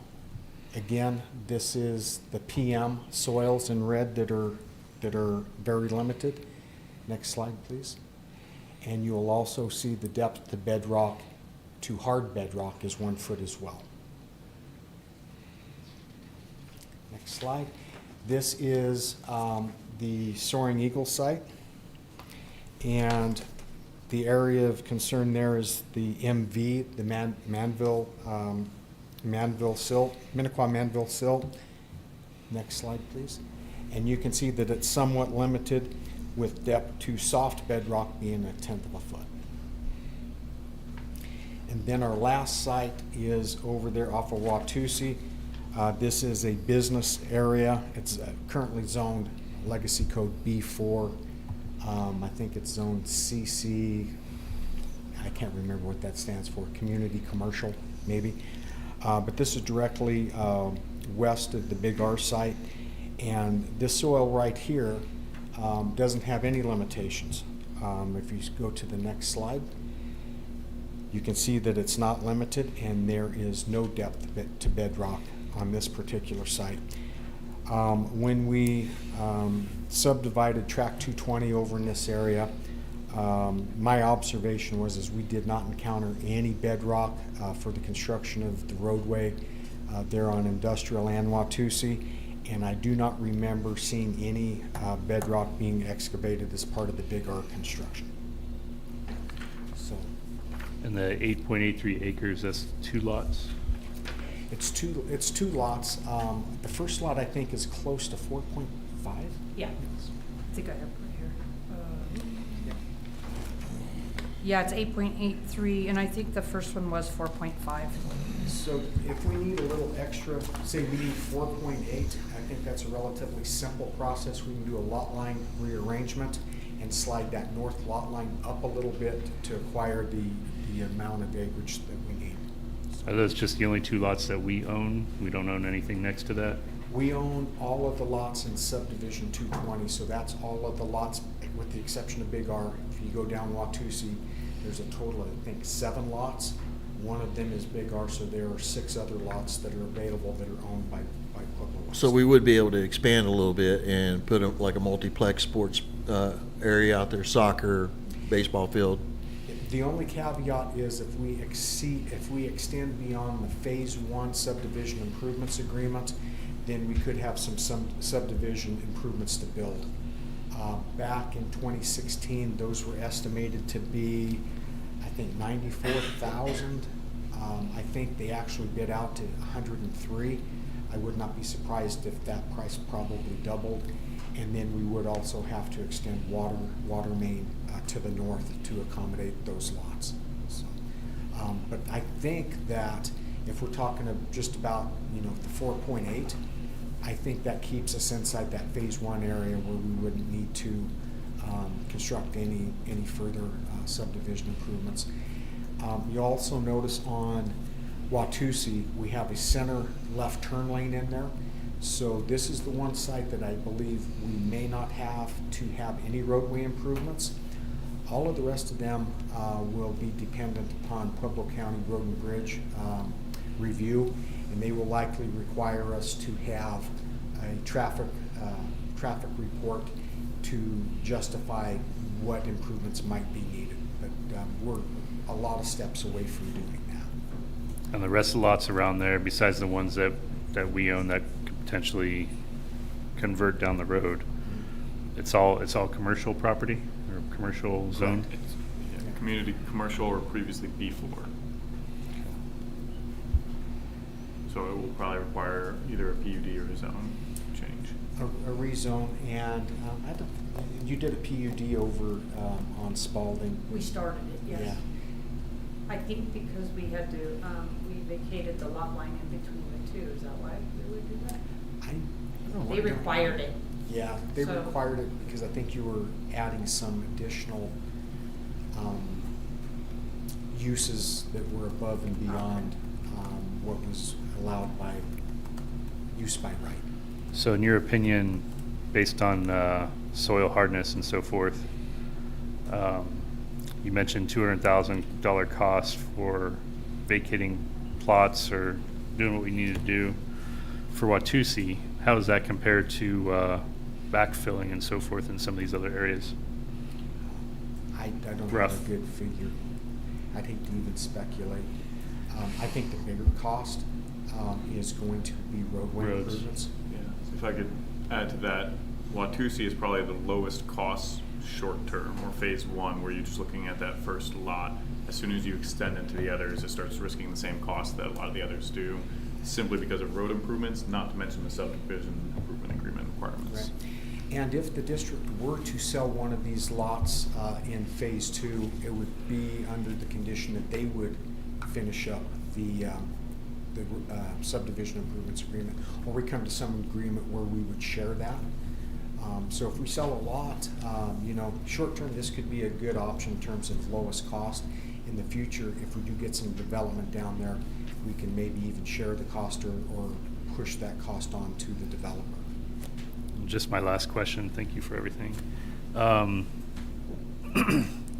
So in your opinion, would it be more advantageous to have a large recreational complex or have an aquatic center and then have another indoor facility elsewhere?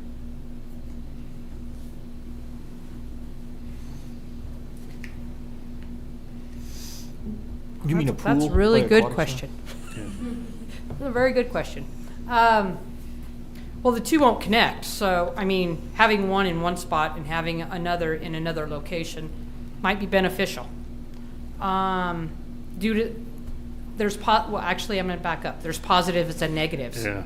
Because if they're both in the same site, you could have people using the indoor facility, basketball court, and the kids going to the pool. Same In parking the lot. same location. Where if they're separate, I mean, one might be here and the other kid might have swim lessons here and have basketball game here, and the parents are torn between the two. So I don't know if I have I don't know which would be better, to be honest with you. I haven't thought about that. Yeah. always gone I've on really an just assumption. focused on the pool, Yeah. but I have not thought about if we were to add on to, another indoor facility with a gymnasium and things like that. I have not just thought about that. Fair enough. So in perspective to this site here, the soil requirements is actually beneficial to us excavating, but as far as expansion, it leaves us with some level of limitations. Am I correct? I think long-term, it certainly could if no one else develops in that area to share those costs with. The other thing to consider, we talk, say, $200,000. Now that district property becomes more valuable because now it is fully developed. It has all of the Right. services. Yeah. So there is some value in spending the money. You just may not get the immediate return. Could you clarify the 200,000? You're not talking about 200,000 just to vacate lot lines. No, so when we subdivided this, we recognized that we might not be able to generate enough revenue from the sale of Big R. My recollection was that Big R sold for $600,000, basically $100,000 an acre. And we took that money and we built as much as we could in terms of roadway infrastructure and all of those subdivision improvements. And that funding took us to construct industrial the way that you see it today. It takes Watusi to the north lot line of the Big R, and it stops. So if we develop any further north, then we would have to construct the rest of Watusi. There's a little bit of Siebert, I think, that we have to address to cut off traffic flow into the residential. But that essentially is a requirement of what I'll call phase 2. So, but we could, in theory, push that north line as far as the north line of Big R. So we could expand that quite a ways with a lot line rearrangement and still stay within the phase 1 boundary. Is there sewer over there? There is not. All of these lots are individual septic systems, but there is a way that we had planned on routing sanitary sewer from the north, cutting across one of those lots in a public utility easement to get to Watusi, and then extend that line up to up Watusi to provide service. Where is it now? Where's sewer terminate? I don't know that we have a map that will show that, but Is it east of industrial or east of McCulloch? it is east of McCulloch, on the east side of McCulloch, and to the So if I- Walmart's if- got to if- be on If it. I can go up there, I can point it to you. Okay, go for it. Okay. I don't know if that map's big enough, I can try it on stuff. Okay, so it is going to be around this area right here. And we would have to bring it over here and then up to about here. So it's on Assembly probably, huh? It is probably pretty close to Assembly, correct? I On thought the it was done opposite side of the industrial. street. Wasn't it that big bond project or grant project that we did to run it along industrial? The one we got the loan for? Isn't that what it was? Yeah. No? I know, I can't. My own. I think that was the other side of Yeah, Yeah, this- so it Purcell. does jump across the street. Oh, So okay. All right. it was called, my recollection was, it was 220 sanitary sewer outfall project, something like that. Okay. Yeah, that was years ago, so I'm not too keen on the info. We can find that info out for you. Yeah. Okay. Yeah, because originally I thought that's what we were going to do, just extend it. And since that's all commercial area anyway, Yes. it just makes sense to make it available to those lots that we would perpetually sell. When we subdivided this, that 220 outfall project was not in place, so we set this up as septic with the idea that in the future we would run sewer through there.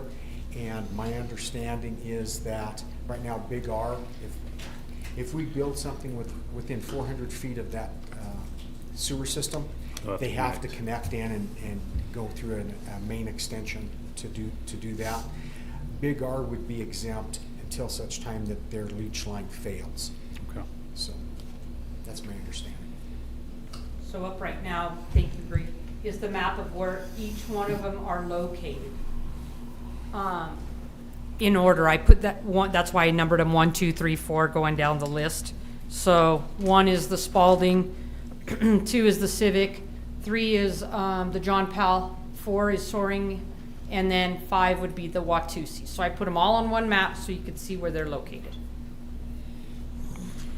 And the other also the other thing that I wanted to bring up, can you go one slide back, please? Was I know you guys asked about community, economic. We did kind of put that all on the graph or the chart that you have in front of you. So there's a lot of information. I'm hoping the board can review it and hopefully we can come to a decision on a location here shortly.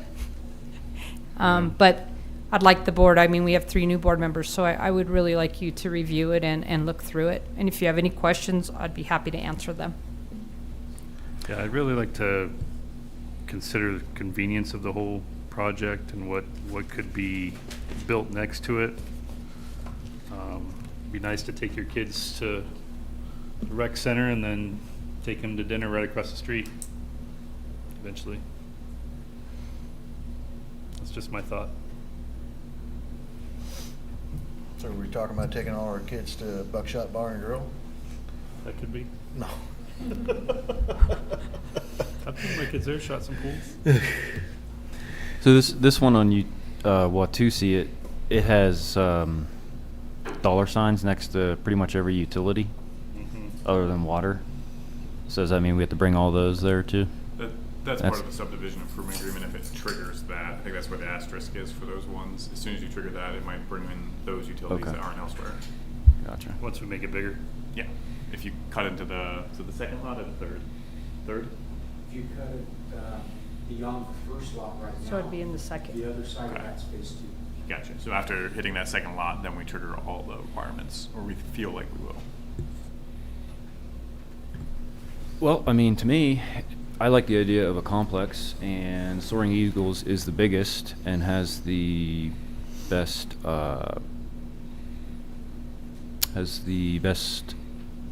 maybe not the best soil 100%, but it's got several Watusi sizes in there of good green soil. I think it sounds like it has sewer access off Assembly. And it's on the north side, and the north side doesn't have as many amenities as the south side. That's my thoughts. I've already reviewed it. I like 3 and 4, to be honest with you. Yeah.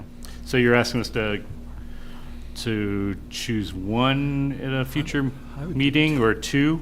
I would do 2. I would probably do your preference and then An your alternate? alternate. Yeah. Yes. Okay, fair enough.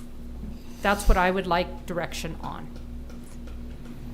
Okay. I think this is what's holding us up moving forward, is just having location, and then after that, everything will fall into place. So I think we'll need a lot of information at our next work session in order to help make that. And of course, I won't be there. But I'll just let you guys know, I've been looking at this too. I like 3 and 4 myself because they're the bigger places. They're able to expand better, much more opportunity to utilize our land resources and stuff like that for better recreational stuff that we want to present in the future probably. I think what I need to know most about is the condition and maintenance of the pool based on the soil quality. I don't want the pool cracking or lifting or tilting or anything like that based on our soil. So I need more info on that. Need more info for soil. That'll be determined by the engineering. Once you pick a site, you can't figure Can't that do out anything. until you. You really can't until you do all the analysis on it. Fair enough. So we could pick the 2 that we like the best, and then, Sean, what's it cost just for a generic soil sample? You can get a soil sample for a couple $1,000s, can't you? A test bore and. I'd say that's pretty accurate, depending on how many bores you want, of course. With one mobilization, the other, or if you take one mobilization, one bore, that's going to be most expensive per bore. But if you're going to take 2 or 3, those come a little bit cheaper because you've already mobilized. But we're talking thousands of dollars, not tens of thousands of dollars. Which is money well spent in determining how the soil conditions are, because the over digging and filling can get expensive. It can. The one thing I do want to point out on option 4 over on Assembly, I do remember that when we had the soccer house that we were contemplating selling to, and they were going to subdivide over there, that Pueblo County was going to require a lot of roadway improvement coming off of industrial. Oh, really? And actually going down Assembly, because I don't think Assembly meets current standards in terms of roadway width. So there could be some additional costs there. But again, until we select a site and we say, okay, we're going to do a traffic study, we're not going to know what those improvements need to be. But I would certainly think that they're going to ask us to widen assembly at a minimum. Yeah, I would think so. Why can't we come off of McCulloch? According to turn roadway standards, when Pueblo West had their standards and Pueblo County, you have to take access off of the lowest classified roadway. And in this case, that would be Assembly, which would be kind of a local commercial, as opposed to McCulloch, which is an arterial. It's to reduce traffic turns on higher traffic roadways. Yeah. And that's pretty common standard. So traffic surveys, how much does that cost? What's that? Not to say it's right. Not to say it always happens that way. Now you're talking probably in the $10,000 range, maybe. It depends. Busier the roadway, the more turning movements you have, the more expensive. But I would certainly expect that you'd have a center left turn lane built in there, and possibly a northbound right turn lane.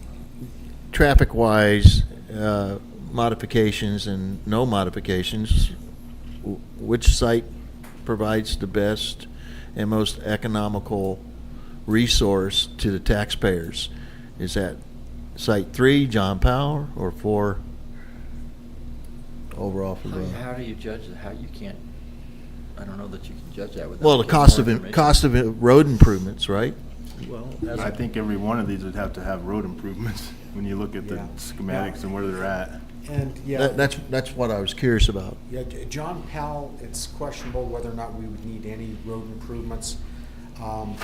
Under our old standards, because of the speed limit, we wouldn't.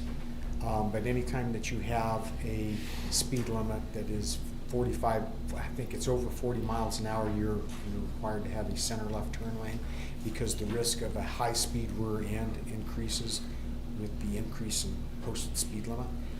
But without Pueblo County telling us what it is that they're going to require, it's really hard to pinpoint a cost.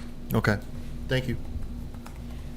Then you have other mitigating, I mean, are road improvements gonna be more expensive than running the sewer line? Right, I don't know. Right. Those are things you have to. So, I would weigh. think the wastewater department would have to do that anyway, eventually. Well, they wouldn't do it. We'd have to hire a company to do it. So that is my presentation on the Thank you, aquatic. Carol. You're welcome. You're gonna keep me up at night. And if there's any other questions, feel free to reach out. I'll be happy to answer any. Carol, can I ask some general questions? Sure. On the, I'm just trying to get caught up on how much money that we have currently for this project. What can answer that one? Yep. I'm going to look at our finance director who's sitting in the back. Unless you wanna- Or Christian, somebody. I don't have that in front of me right now, Okay. to be accurate. Are you just asking for this specific phase where we're at, like, in the design process? Or the Like from the Tabor and the marijuana excise. What's in that fund? Hello, Karen Cordova, Finance Director, Pueblo West Metro. Right now, we have restricted and committed funds in our fund balance that total $2.9 million. Plus, we've got, I think we've got a total of 4.2, including what we've set aside in the capital projects fund, right? Yes, Yes. so.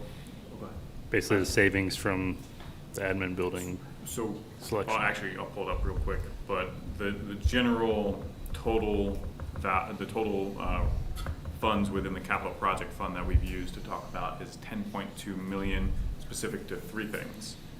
Unassigned to nothing at this time because it's rollover from projects that didn't come to fruition, like old road projects, civic building or administration building for the aquatic center. With that, the civic building design and construction had about 1.3 million rolled over from previous. It gained an additional 3 million, so that's at 4.2 total for what's assigned to it. The aquatic center in 2025 had 1.9 rolled over from restricted Tabor and CTF transfers, and then an additional almost million for 30% MJ excise tax. And these are based on 2023 ending, based on the audit for it. The additional funding is what's unassigned within it or had been already assigned to either project. So the total of the Aquatic Center, I think, had that 4.2 that Karen mentioned that had been there. Part of that had to do with previous transfers. That means that that funding could be assigned to other projects outside of the 2.9 million I mentioned earlier for MJ and Tabor excess. So the short of all those numbers is right now 10.2, what's that? Yes, we're getting there. 10.2 million total. We've set aside or aimed for 3.2 million for the administration building, which leaves 7 million on the table for the Aquatic Center or indoor pool. All right. Because, yeah, Brian mentioned 7 million. I That's was like, how did you come up 7 with that? in addition to the 2.9? No, that's including. Total. And that's at the 2025's budget, which means any revenue, anything changed in the 2026 budget, there could be more funds, whether by the Tabor excess, by MJ excise, or additional funding transferred from the general fund into capital projects. Okay, so when does the Tabor tax for the Aquatic Center sunset? End of 2026. 26? Oh, yeah, I'm thinking, sorry. Started 2017, 10 years, 2026. In December? Yes. So we won't, I don't think we'll know those numbers finalized until the audit takes place for 2026. So that would be in 2027, we would know the final numbers. So, I mean, I'm just doing some forward thinking here. If you're going to get the taxpayers to bite on an additional tax, the Tabor funds to remain allocated in the future, I think it'd be advantageous to break ground in 2026 on an aquatic center. Because if you don't, they're going to say, well, we're never going to see it. Why are we going to ask to dedicate funds to anything in the future? So the Tabor excess will expire regardless of vote. The question will come is, do we have enough funding to be able to move forward with what's available at that time? Do we need additional funding? And then the only thing that's made us honestly nervous about moving forward with aquatic center or indoor pool is we're recognizing across what we've seen in Colorado, most of those aren't self-sufficient. So we have to be prepared to be able to ensure it can maintain its funding even after that. Yeah, so Go yeah. ahead. Oh, sorry. I was going to say, the reason why it's nervous for us isn't because we can't cover it right now. It's because 6A is the fire sales tax. If it were to not be in continuation or continued, then we're running into an issue where there's 2.6 million outstanding that needs to be found likely from the general fund. And that puts us in a place where we couldn't maintain an aquatic center operationally sufficient in those models, which is about a 60% return on investment, or about $400,000 a year, I think, based on the numbers of what we should be prepared to commit to that project. $400,000 a year? Yes. To sustain the aquatic center? That exactly. Is that what you're saying? Above what it makes of itself. 400,000 more than what it sustains of itself. Say that in layman's terms? So thinking about if it runs about $1 million in operational costs per year, we're going to make about 600,000 based on models we use comparative to so we're other going to be ones. short 400,000 every year. 400,000 where we'd be short. We have to be prepared to be able to what's the word? Supplement. Supplement. Thank you, from the general fund. Okay. Which is doable. That was my next question. Yeah, which is very doable right now. The fire sales tax is what gives us pause. So if we commit to that and it's solidified prior to or in conjunction with the aquatic center, that's the only thing that affects that timetable for it. But we have additional funds in the general fund that we can reallocate though, right? No. Not what you're thinking. For revenue above expense, we have enough to cover that deficit on the aquatic center. We don't have enough to do both that and a deficit if the fire sales tax does not continue. That's 2.6 million right now. Okay, so how much we got for the Civic Center building? There is currently budgeted, I believe, 4.2 million based on just what ended up in the capital project fund and previously assigned. Our goal is to complete it within 3.2 million. And who is our goal? That was the board's decision. The previous board, right? Yeah, with Bill and I on it. I mean, that could be, you could actually forego that for now, I suppose, if that was the board's desire to put the admin building on hold and allocate more funds to the aquatic center. Can be done. The board would have to update the strategic plan and agree to that, because that is how it's prioritized right now, because at the goal of that administration building is it had long-term lease costs associated with it. Getting out of those means a much more successful long-term position for the district. Yeah, we probably shouldn't get into this conversation now since it's not noticed, but the leases are a lot less than they were since we purchased 63. I think it's about 67% reduction, so I think it was about 84,000 there, and it's about 44,000. 37, I thought, or with close. utilities that we pay here. Anyway, you can sustain that for a bit until you. It's up to the board. It's a conversation. Yeah. All right. Moving forward, we need to pick 2 sites. 2 sites for our That's next what we meeting, need. correct? That is correct. Okay. Thank you, you. Carol. Thank you. Thank you. Oh, can I ask you one other question? Where are we on the pool? Okay, so they came out. Good I don't have the final report yet, so I haven't seen the final report. They came out, the return lines are okay. Return lines are the lines that run on the outside of the pool and put the flow back in the pool. So there is no leak there. However, there is a crushed line, not in the bottom of the pool, but on the outside of the pool between the pool deck and the pump room. And it's crushed because there's a huge rock that busted the pipe. So there's a lot of stuff there. They tried to pressurize the lines at the bottom of the pool with the main drains, and they cannot do that. It will not hold pressure. So they can't do that until that one spot is fixed. This is just what I'm hearing, so don't quote me on all this. So until that's fixed, then they would have to come back out and try to pressurize the lines in the deep end. And they're also worried about the galvanized pipe that runs from the pump room down into the pit. The pit, meaning what? The pit is, well, I guess the question would be, are all these lines outside of the interior of the pool? Right? So far, yes. Okay. They're not within the pool itself. Okay. Because they cannot do those bottom main drains yet. Right, okay. But the rest is not inside that pool, it's outside the pool. So what you're telling us is once we excavate, repair, and pressurize those lines, we're going to determine the viability of the remainder of that line that goes underneath the pool, correct? Mm-hmm. Okay. So we still don't know the main drain at the bottom of the pool. Correct. Plus, they did tell me that once, if we decide to do everything that's broken, the liner in that pool will need to be replaced. Because it's not affecting the lines and shooting the air or anything through the pipes. However, it's leaking immensely everywhere. And it is. We've patched and patched and patched. If you recall, Bill, I don't know if Brian, you were on there or not, but back in early 2000s, no, 2020, somewhere around there, excuse me. This is our second pool liner. We put it out, but then COVID hit and no one bid on it. And we did budget for that for 2 years and we didn't get anybody to actually do that. So that liner is past its age.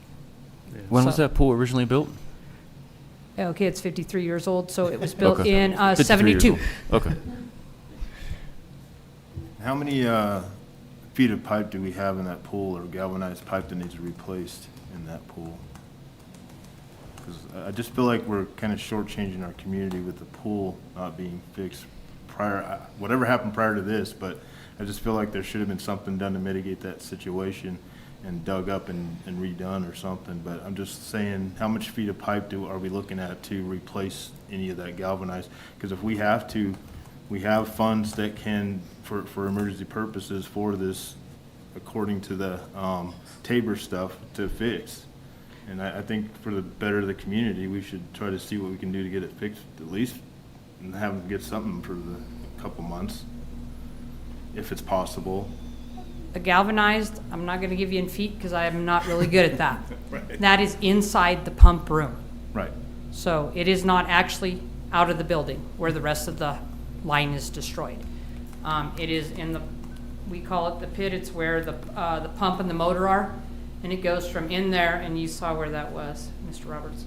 It goes from in there and down, and then takes a 90 and goes 11 feet deep. So I can't give you I can't do that. I don't So know. what are we doing moving forward, Carol? I'm waiting what's for our that plan? report to get to me, so then Okay. we can bring it to the board and ask what your direction would be. And will that encompass all that is needed? All that I've told you. Okay. Mhm. Yeah, I think. That would be the liner, the pipes, everything. Everything, okay. Yes. Thank you. I think the question that we'll end up asking, to your point, Director Potter, is what is the cost of trying to maintain the pool for a period of time until the indoor pool aquatic center could be built, and make a determination based on that information. That's correct, sorry. I guess the next question would be is would we still have the staff availability to open the pool if we were able to facilitate a repair? I don't see that happening this summer. I don't. By time they get into repair, we get the water back in. We make sure it's ready to go. It's already July. Yeah. The pool closes the second week in August. everybody So, else is second already- weekend. Kids go back to school August, I'm 11th. 11th, thank you. Kids go back to school August 11th. That's what's hard about having an outdoor pool. Thanks, Carol. You're welcome. Okay, public comments. We did have one public comment, Larry Whitman at 1179 Desert Sage, with the topic of track 317, but it looks like he's left. So I think that maybe that got covered in the presentation. I think so. Board member and district manager closing comments. Starting with Chris, Mr. Pasternak.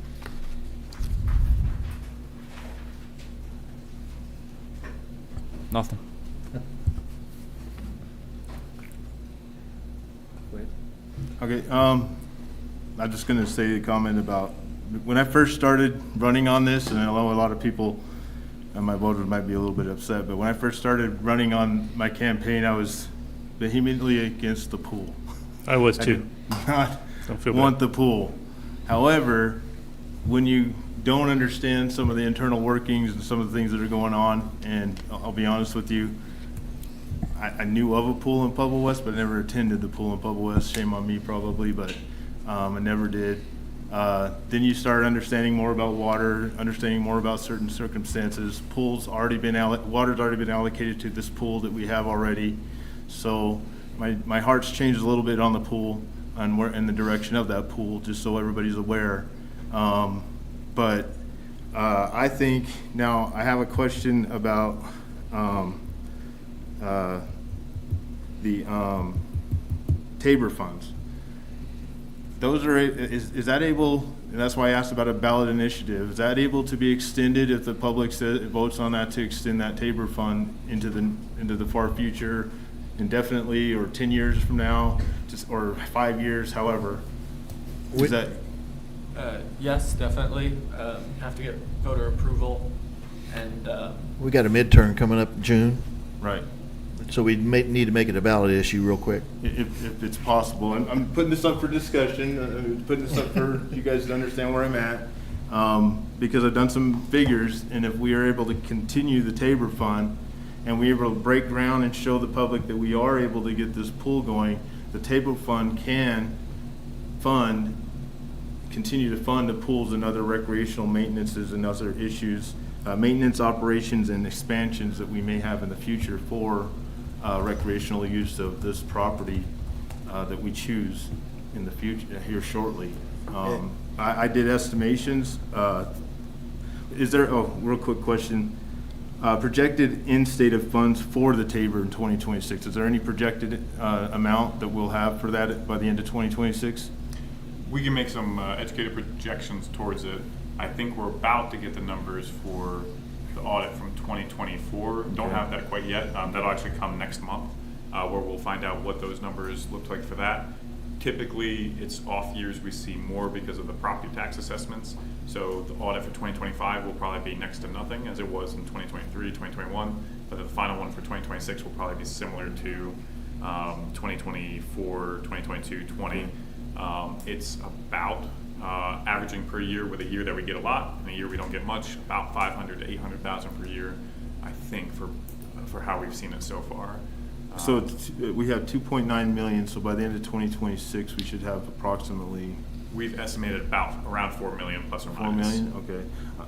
I just went off 3.9 million, and and you're right, it's about a little over $557,000 a year that could be used to either help maintain, move and utilize these funds. Should the public, we put this out for initiative ballot, say, hey, these funds will continue to fund this pool, which will also help, I believe, make it free for Pueblo West residents, where they don't have to pay.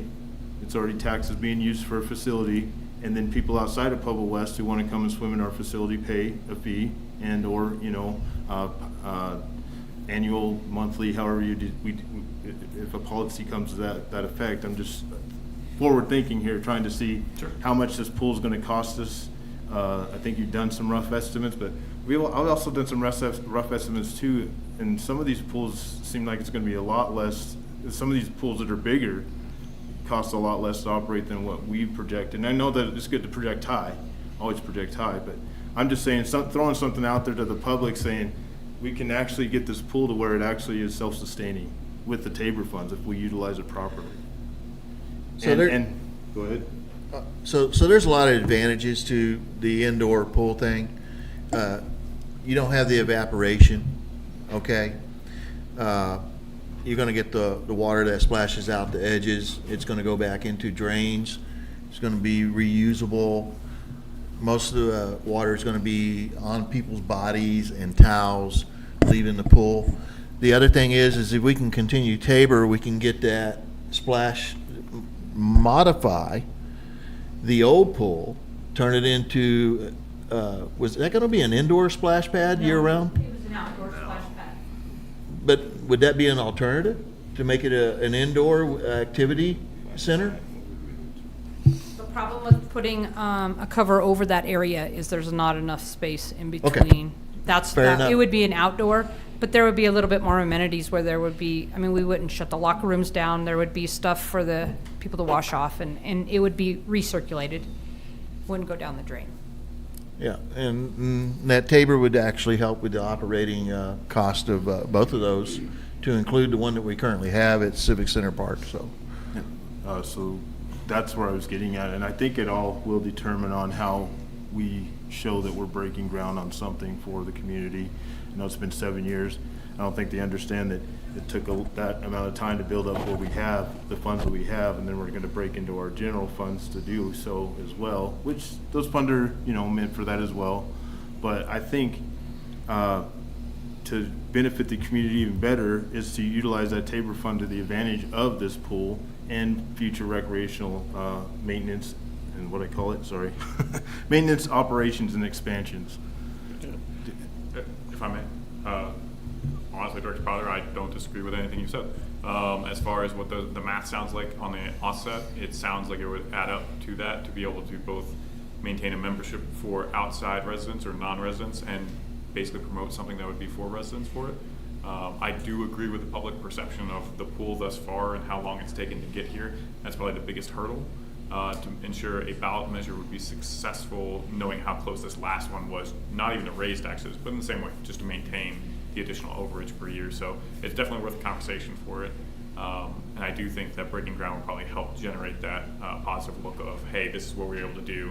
Next ballot comes forward as something that would help promote the community, either be able to access it without additional cost, or just hey, this is what it would do for the overall ability for that to be successful, even if it didn't. I think it's worth a conversation. The only thing it balances with is the 6A and knowing public support and seeing that actual bill. But I appreciate the thoughts. I think we could include language that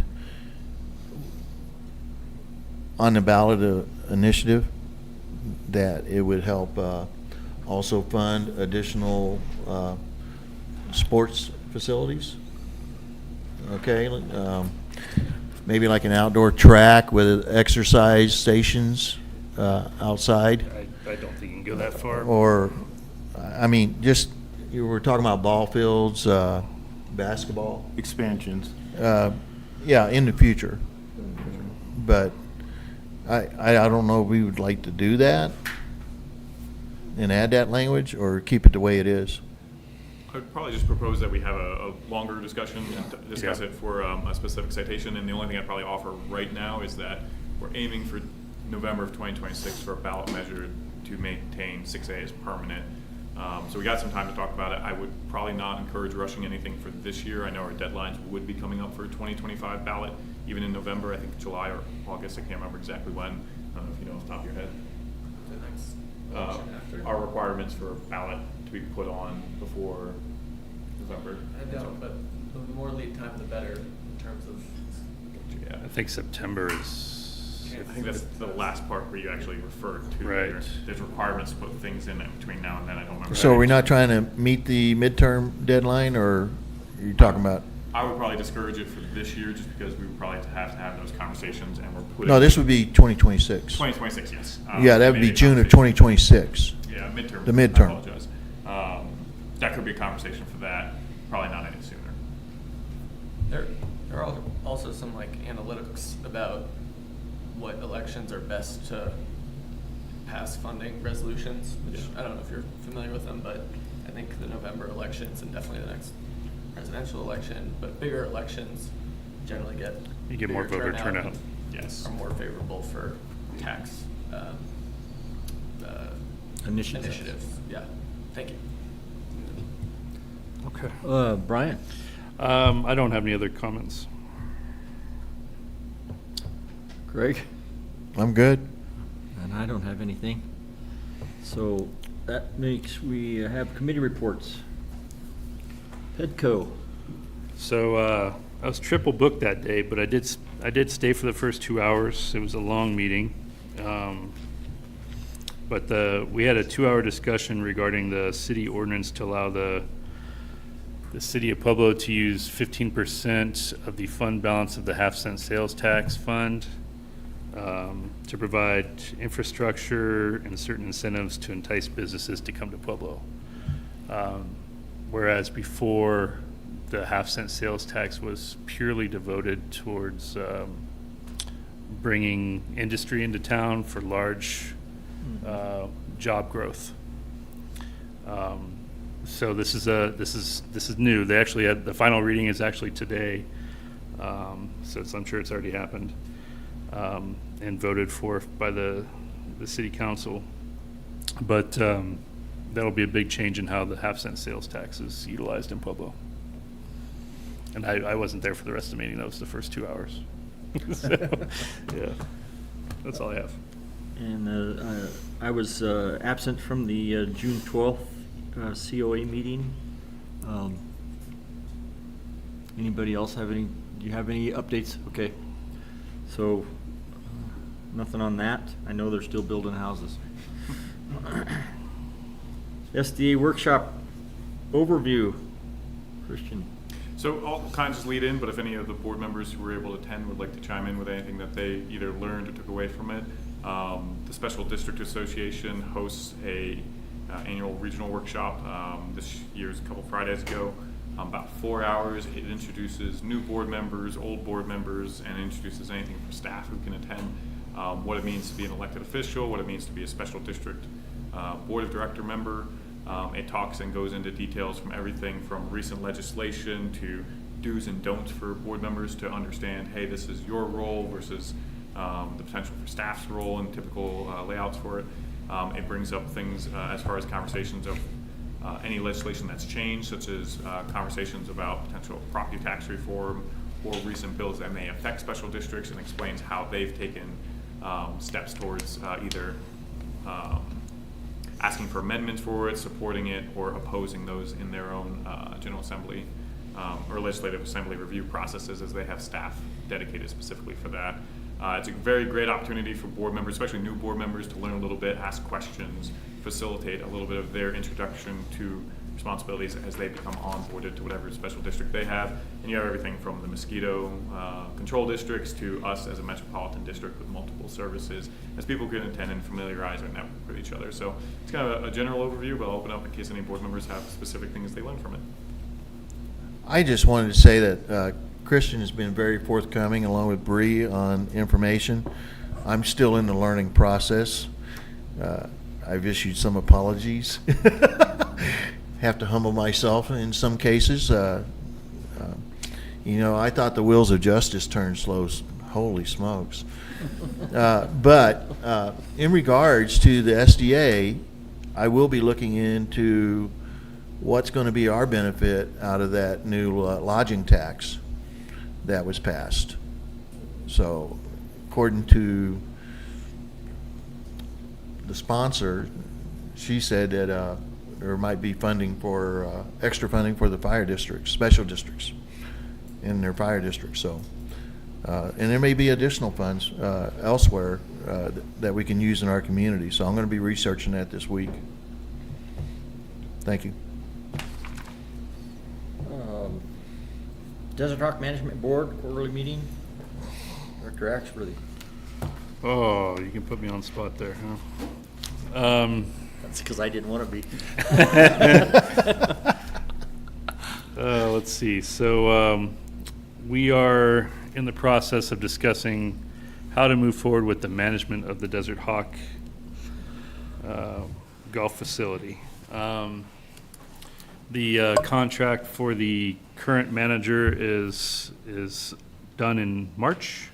Is that correct? Mm-hmm. March? That's correct. Of 2026.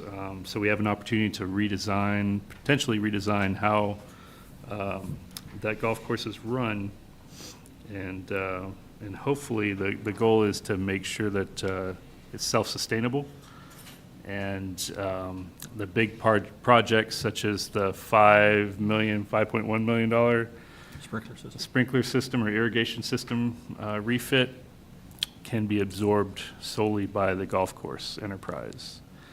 So that's really our ultimate goal, so none of those costs impact the county nor Pueblo West Metro in the future. So we know the irrigation system is something that needs to happen fairly soon.